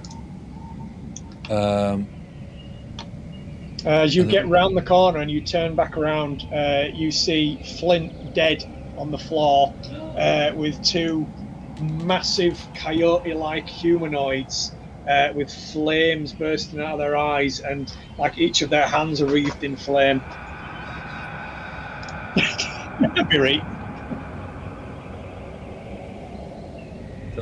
Jumped off, I've run round, seen this guy, they're dead, and then I'll cast Thunderwave. Nice. Oh, I reckon that's in his corner. Round the back, No, it looked like the skull. Sorry, yeah. Yeah, it's not super clear on the tokens, is it? I might just go back to the round ones. They look good, but... I know, it's harder to work out what's going on, though, isn't it? See. They look so much better, but it is actually harder to track stuff in it. Because even then, when you see something like that barrel, that could be a dude. Like, is that a guy? Is that a guy? Am I fighting the barrel next? So for like huge stuff, I'll keep like dragons and stuff. I'll keep that on because you can see that. But yeah, stuff like coyotes and that, a little token for coyote, I might do better. It sucks, but it's a little bit easier to see. No, it's fine. I mean, I don't know till I try.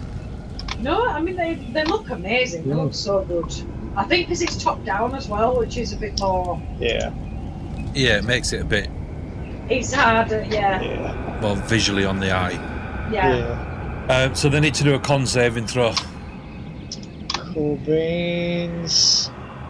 What's that one? That is a 3 and a 17. 17 to pass. Nice. I'll say it's the furthest one away. Okay. That is 4d8. Wow. Thunder damage. Cool. Oh, that's nice.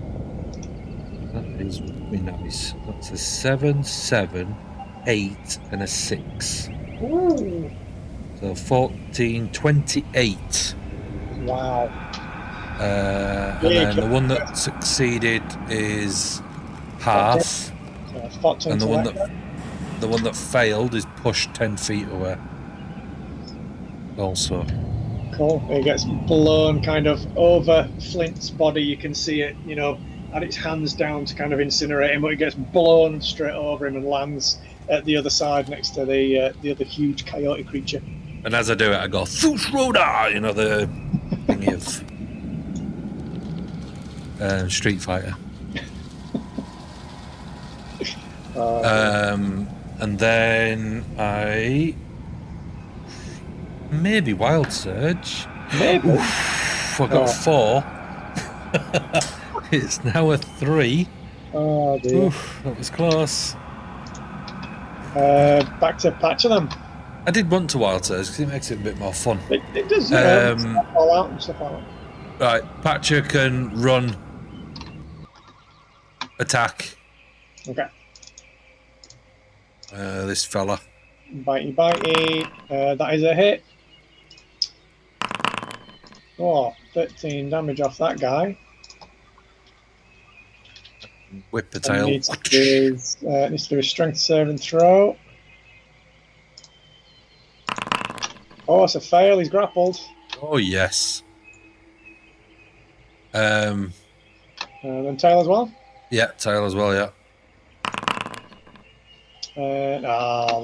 That's a hit. Hey! Go Patcher. 22 damage off that guy, but it doesn't do as much damage as Patcher expects it to.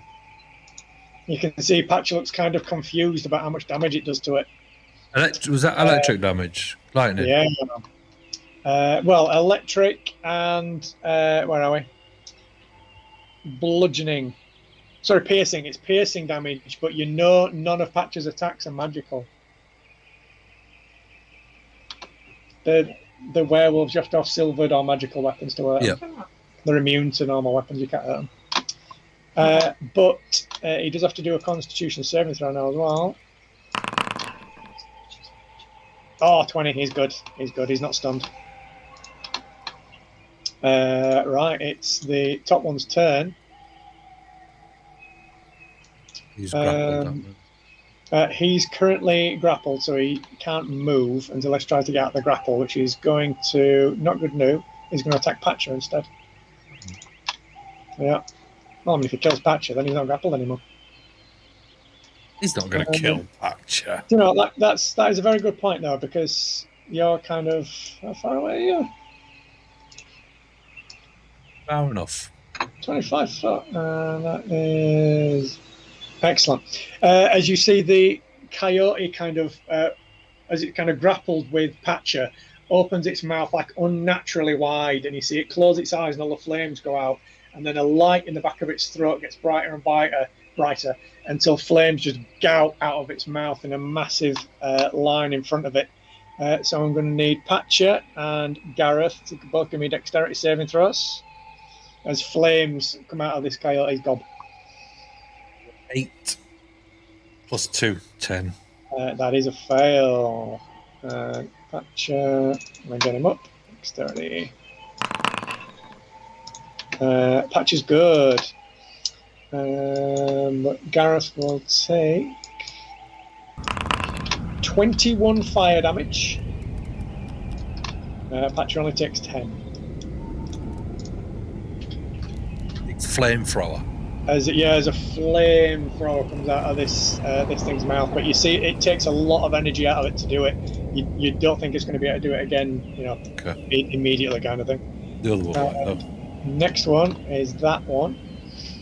Patcher will get an opportunity attack as this one. Doesn't measure anything. Get off the bloody token. I hate when he does that. Smashes through the window, and you hear Hazel scream again. Patcher will get opportunity attack at least. Yeah, that's a hit. Another 11 damage off that guy. You see as it jumps through the window and Patcher gets a swipe at it, it does look quite badly injured now. Okay. But you can hear Hazel screaming inside. Actor, your turn, you're still running though. I'll run up to them on Mr. Squeakalot, Sir Squeakalot. Yep.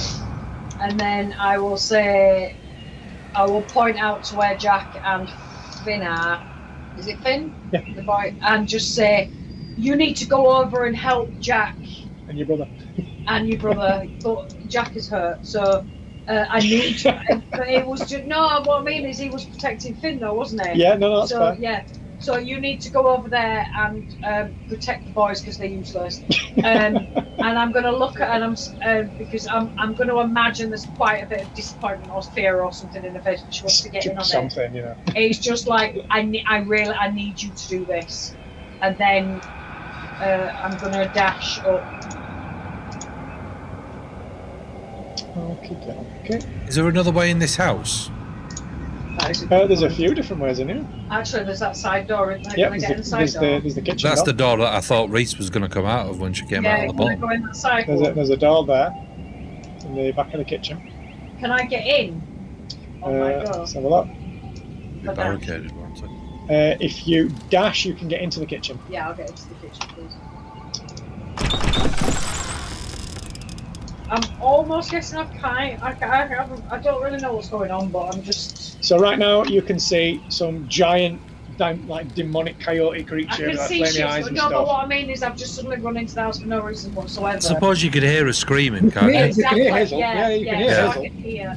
It just doesn't make sense because I know what's going on, but she wouldn't. So. Yeah. Well, as actor can like Kem running past that. She can see it. Yeah. You can hear Hazel. You can hear fighting going on behind the house. Yeah. I suppose as you got to that point, you can see Gareth like flinging spells at those things, and you hear Hazel inside. So. As you like smash the back door up into the kitchen, you can see this huge thing that's just kind of coming through the window that just blew straight through the barricade that Flint put up. You can see Hazel has kind of pushed herself back and has fallen over the kitchen table. Well, when she heard Flint fighting outside. She ran to the kitchen to see what she could see out of the barricade and saw Flint getting. She thought, "Oh God, he's going to get mad if we don't get dinner started right now." That's the end of your turn. It is. Gareth, Baldy. Dash in this. You have saved all the big animals, which were their prize animals, and the two boys. And but they're dead now, anyway. And been cursed with lycanthropy. Not yet, shush. So if I run here, can I see the one that's inside? Yeah, absolutely. Yeah, I'm now going to gang up on Hazel. All right. So I'm going to... She might already be cursed. The one outside is Hazel. No, Flint was keeping her captive. She's the ringleader. Absolutely. Quicken. I'll quicken magic missile. Okay. Level 3. Oh, bloody hell. Big boy. Yeah. Because he's not in melee range, is he, this one? Not with you. You can take a step forward and you can. No, I don't want him to be. Well, I suppose it matters, magic missile can't miss. Yeah. That's the good thing with magic missile. Unless they've got like a... I can't remember what it is that makes it miss. There's something that can stop it, but it just hits. That's just how it works. All right. So I'll aim him at this guy. Yep. Which level 3 I get 6. Is that right? No, 5. 5d4 plus 5. 5 darts with +1 to each one. Yeah, so it's 5 darts. So 5d4 plus 1 to each of them. Right. So I'll do first. Can I do first one first to see what happens? You can choose. Yeah. You can fire each one individually if you want. Yeah, I'll do that. So 2 + 1 is 3 at this one. Just want to see what it does. Yep, it does some damage to him. Yep. 1 + 1, 2.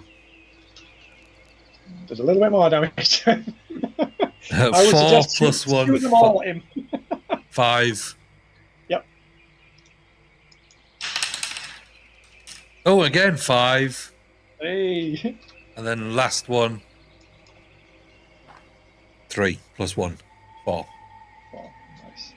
Yeah, pepper in the back of this huge creature that's kind of just now standing to start back up to its full height over Hazel, and these magic missiles just like spray into the back of this thing. You can see all these huge gouts of like flame come out of the back of it instead of blood or anything like that. Then can I take one little step forward, step on Flint, just to get the height, and then whack my sword at him? I mean, it's an open window now. He's smashed it open. Yeah. But I just want to stand on him as well. Yeah. Okay. I'll say he's within reach. Yeah. Yeah. And it's radiant, if that means anything. You don't know. That's 19 + 5. Absolutely enough. Yeah. So that would be a D8 plus that. Oh, fucking max that baby out. That's 8 plus 4 slashing damage. I love it when you get maxes on your dice. Both of them. Nice. Yeah. And then 6 flash across the back of it. And then 6 radiant damage. Oh, absolutely! Yes, as you that's kind of what I wanted. Sword through the back of this one, you feel like the blade go into it, and then the radiant light just explodes outwards through this coyote. And there's still one left. And you see it like just collapse forward onto the floor in front of Hazel as you. I wanted to, as because he's got his back to me. Yeah. I reach up through the window, stick my sword into him, and I use the window ledge as a fulcrum. And I pull down on the hilt of the sword, and it just rips him in half as he pulls him up in the air. But you notice as it kind of the parts fall open, there's no blood. It's all just kind of flames inside this weird creature. Which she's really glad about because she's only just decorated. So. Yeah, and I says, Hazel, I'm really, really sorry about this, but she's just sat on the table screaming at the minute and crying. Your husband's dead. I'm using him as a footstool at the moment. It's fine because if you think that's bad, your kids are burning alive, so don't worry about it. Your kids burning with the. Endigo's turn. So Squeaks-a-Lot rides off with Reese towards the kids, to the other brother. Sorry.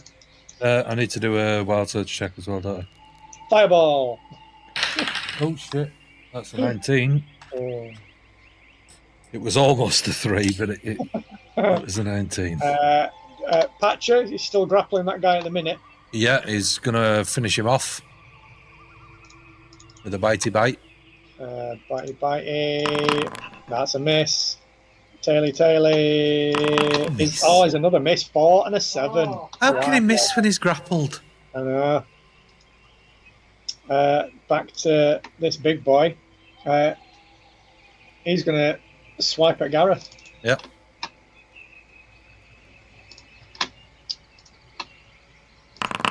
Oh, 24 to hit. Nice. Shit, yeah. Yeah.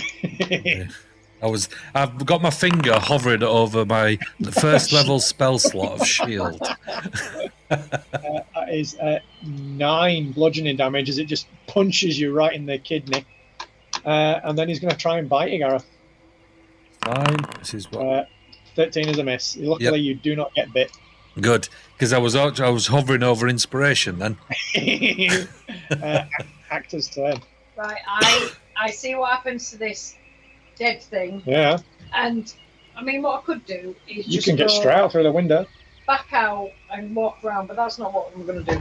What I'm going to do is I am going to run leather straight through the window, yes. and I'm going to dive at. No, I'm not. Can you pretend that I've done you that? can. You absolutely did. I don't even know where I am now. Yeah, underneath Flint. Oh, steady. And I'm gonna dive to hit this guy. Yeah. Yeah. That's what I'm gonna do. I will. See if you can take him down. Do it. Get it done. Finish it. Shit, nobody's. No, yeah, do you know what? I'm gonna say. I'm gonna move slightly that way. If you can draw a straight line from one token to the other through the baddie, it's flanking. You say that every time. I mean, that was my misplacement of 19. 19 is definitely a hit. Come on, you've got what, 4 attacks at this? 28 at least. You can trip it, you can do stuff. 13. Oh, beautiful. Wait. Go, sorry. 13 damage. Yeah. All of it. 13, which is magical. Yeah, good to know. It does make a difference. 3 is poisonous. Nice, absolutely. As you smack into the side of it, you can see it kind of with Patcher wrapped round it, and it's trying to like punch and bite towards Gareth. You like bray it in the side. Come on, you've got at least 2 attacks left. I don't know how many you've got. Too many.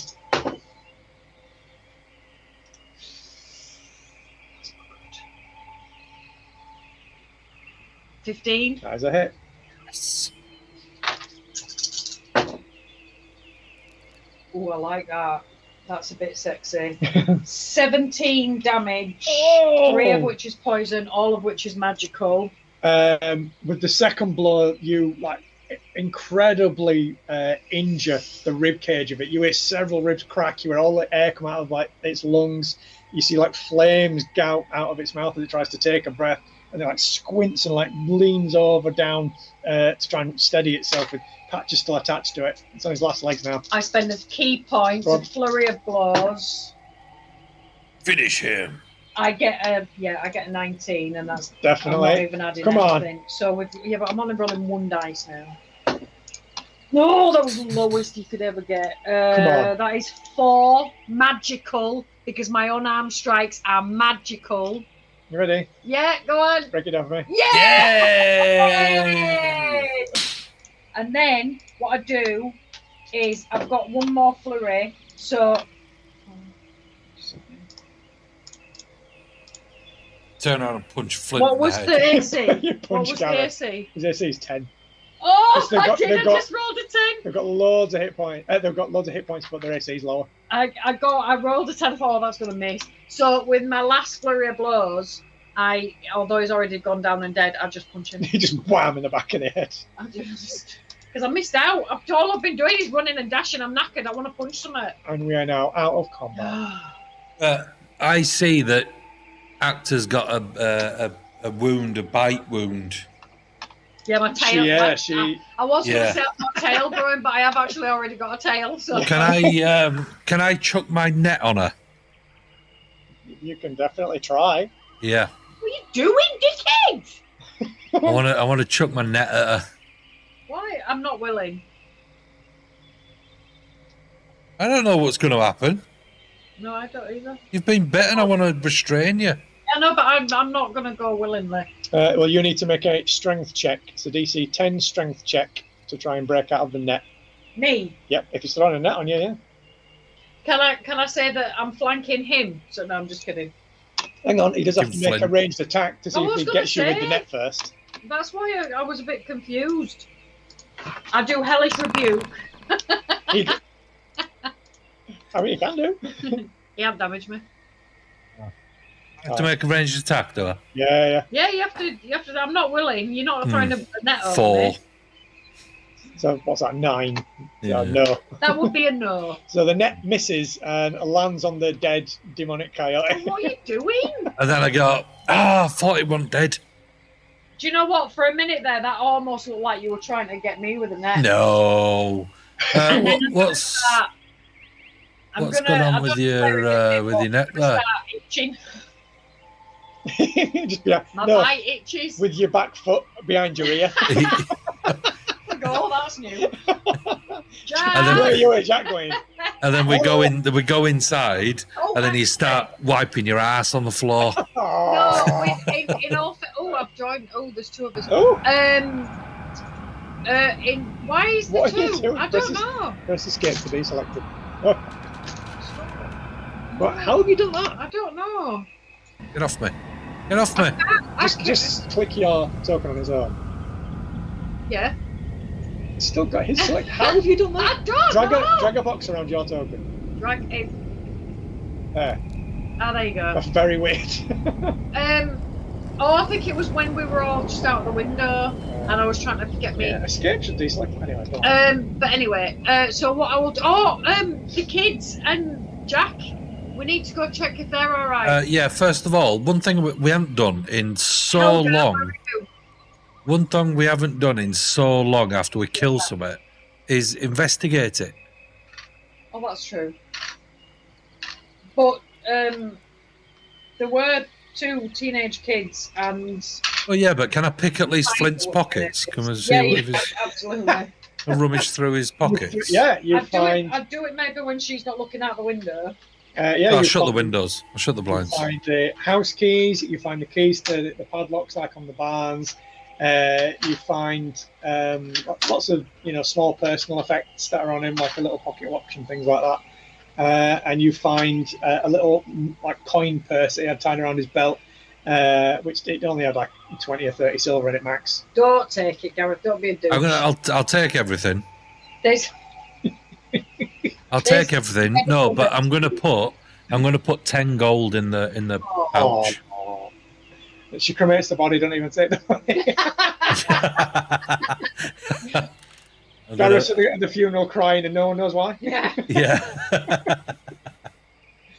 What I will do, because we're running over a bit. Yeah. Just to wrap things up. Yes, Jack survived. He has got smoke inhalation damage basically, so he's going to need some time to recover. Like an apothecary or something. Yeah. Someone's going to have to help him out to recover because he has got smoke inhalation. The kid, he managed to. You saw that when you got out and checked him out, kind of thing. Jack had taken like his shawl kind of thing off, and he dumped it into the water barrel and he wrapped it around the kid, so the kid didn't suffer from that smoke inhalation or like that. What an amazing guy! What a guy! What a guy! So yeah, kids are both fine. Obviously Flint didn't make it. He was trying to stop both of those weird creatures getting into the house, so he took the brunt of it, unfortunately.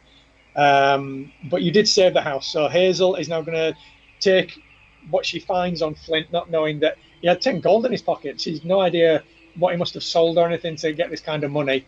She's going to sell what's left of the Aurochs to get some cash together, try and sell the farm, and her and the kids are going to move on somewhere else just in case there's any more weird shit. I'm gonna tell Hazel that it was I saw something else was in his pocket and I've burnt it now, that Flint was in cahoots with these people and getting paid for it. No, you're not. You're lying. Just so she don't feel so bad that he's dead. He's an evil fucker. Oh, He's such an ass. oh dear. What I will do? How much money was you hoping to kind of get? The Finn will try and approach Actor if he can kind of get to her, away from everyone else, sort of thing, and hand you a small wooden cab, quite a nice little box kind of thing, and he's tries to hand you it and asks you not to open it until you've gone. Thank you, Finn. And he thanks you and Jack basically, and Gareth for doing what you could. Listen, I'm going to say, listen, you're the man of the house now, which don't mean shit in this patriarchal society, non-patriarchal society, because we all know that the women rule the roost. So listen to what. No, I'm just kidding. Do what your mum says. You're the man of the house now. So, well, what we will say then is, yeah. But what I'm going to do, what I want to do is give Maggie, whatever her name is, Hazel, whatever, Pecan, Maple, 50 gold. Holy crap! Towards the move for her and the kids. So, because I know that she's going to sell this, that, and the other, but I'm going to say, look, I'm going to give you this because I want you and the kids to be safe, and I want you to move, and just to set up somewhere. Don't do a farm. Maybe, I don't know. It's what they're good at. That's how they made the money. There's plenty of things like MLMs now. They're not pyramid schemes. That's the great thing. Sell Avon or something. Do something. I don't know. But here's 50 gold in case just so that you can at least start making a move and you don't have to worry about hanging about here too long. And you can make everything. So I'm going to give 50 gold to them. Wow. I'll say it to Reese. I'll give her a copy of the adventurer's card. Yeah. And then say, when you're next in town, when you've learnt your basics, give me a call. Yeah, because that's what part of the 50s towards as well, like a teacher, a sorcerer's teacher. Like yeah, so give me a call. Yeah. And then I'll get you in the guild. Do you explain to Gareth about feeling weird after you've been bit and all that kind of stuff? I do. Like he said, I think, where are we going to say I've been bit? Like the neck or something. You like, yeah. So just kind of got me on the neck and then. I mean, you both. So it's clear to see. You both know that lycanthropy exists in Faerun. It's a known, weird curse and all that. And kind of I'm bleeding, and then I say, I do feel really weird. So Gareth knows that spells such as remove curse can get rid of that. Okay. Oh, okay. Patch has got that. I know. No. Nope. Okay, so how quickly does it need to be done? Yeah, how long before I turn? Don't know. So it could be next full move. Did you see what I did there? I think, well, what we'll do is as we're travelling, every now and again I'll just throw a stick. If you start to get the urge to go get it. Be a race between me and Patcher. So what will happen is if suddenly my tail starts wagging. Yeah. When I get excited about stuff. Yeah. Just every now and again, just give her some like nice food that she likes and see if her tail wags. Yeah. Yeah. That's all you got to do. I'll go. Actor, do you fancy going out for a walk? And just see what she does. No, it's a cry. So we'll wrap it up now because I'm getting hungry.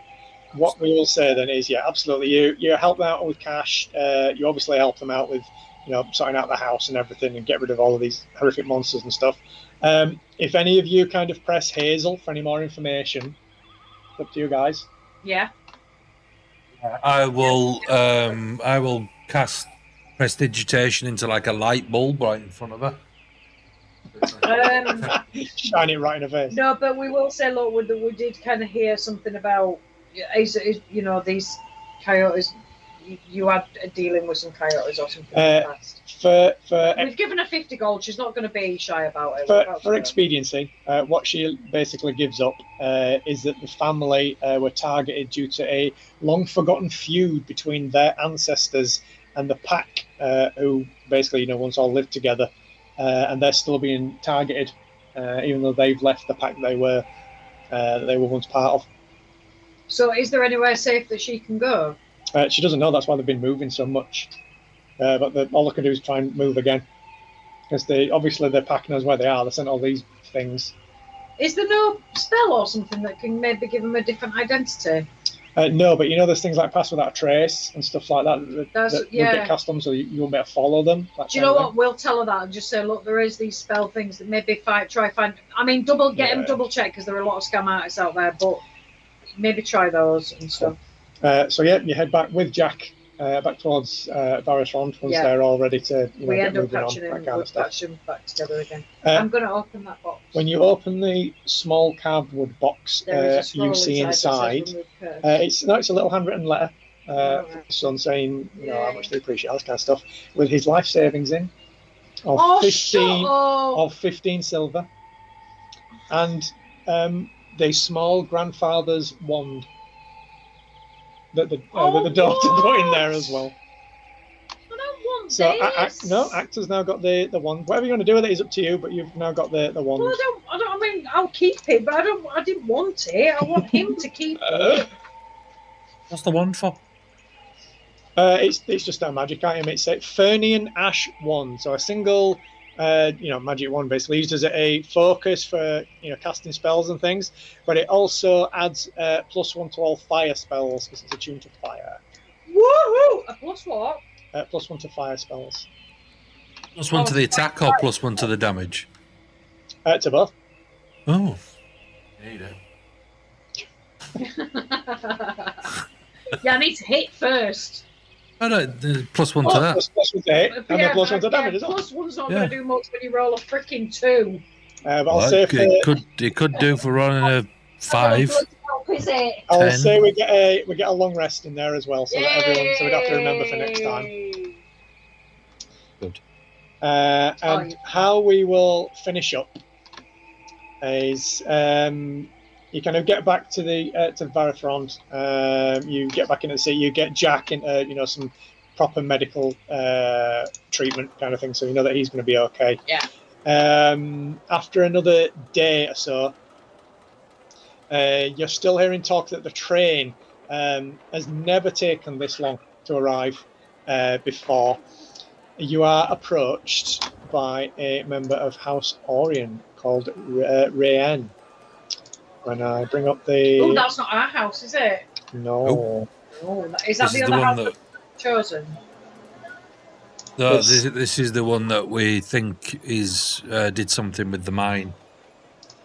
Oh, yeah. Oh, hello. As the local representative of House Orion, she explains how it's her responsibility. It's her responsibility to investigate any disruption to the transportation service. She recently arrived by airship, basically. She looks miserable. Despite this, she doesn't have much in the way of muscle or resources. They basically sent her out to this, arse end of nowhere to find out what the hell's going on with their train. She is quite desperate when she approaches you guys, and she's willing to offer you 50 gold pieces each to locate the missing train, plus an automatic first-class ticket on top of, obviously the one you've already got. How can you get is that business class then? If we've got a first-class ticket already. already. Like another one. So if you need to get anyone on the train, you're going to have free passage somewhere. Oh, and first class is very expensive. Yeah. Like a rail ride, I think. You've got an extra ticket. You've got one extra ticket each, yeah. She's not often seen around town. She's basically only here if anything wrong, if there's anything going wrong with the rail. Okay. She prefers to stay in her gated rail yard, which is like way over in like the next town over. Most of the townsfolk, you kind of overhear them talking about her when she arrives. They reckon she's a bit odd.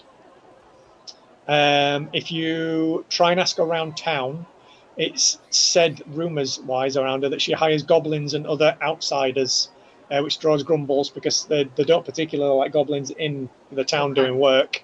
She's made numerous trips out to the Mournlands, and she's been known to look the other way with regard to freight charges on necessary supplies. So she's going to ask you to go and investigate the missing train, and that's where we'll end it this week. Absolutely. Yeah, because we need the train anyway, so that's handy. But the reason why she's like that is she walks around with a face like that, and then some guy goes up to him and goes, "Cheer up, love, it might never happen." And that's why. Face like a slapped ass. These guys are assholes. Have you tried just cheering up? Smile, love. Yeah. Crack a smile, it won't kill you. It'll kill you. Yeah, there we go. So there we go. Yay! Got there in the end. I've never dashed so much. I've never used you dash. You were and running. All I did was like run dash. You got your steps into there. I did. It's actually a good thing that we had Sir Squeaks a lot. Yeah, absolutely. He was on double duty today. And I'm cursed. No, I will say is that Actor is over at the Temple of the. Have you put on a little notation that I'm? Where are you putting me? Over near the temple. She needs to go over there. Because I'm assuming you're going to be visiting Jack to see how he's getting on. I shouldn't assume that. I'll go and you put shouldn't assume. I mean, unless the temple has got a remove curse, I'm thinking. I'll be like, yeah, no, I'm here to see Jack. Yeah, have you got a remove curse thing? You don't know. But no, exactly. That's why I will stay in the temple because I'll be like, they'll say, "Oh, you're here to see Jack." Is she dashing again? Yeah. I suppose I'm on all fours. Someone threw a stick. They're throwing a Scooby snack. Yeah, I will just double check everywhere with magic houses and stuff to see who does the. Do these houses have houses everywhere? Almost like little embassies.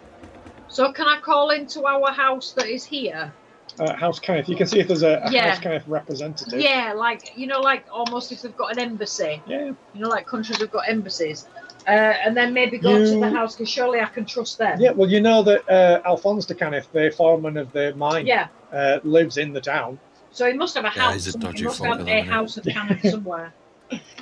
Trust him as far as you can throw him. No, you are right. But if they've got like an embassy thing, then that's where I will go to see if they can help with the whole remove curse. Okay, well, I'll move you into the kind of central plaza because that's where like the town hall is.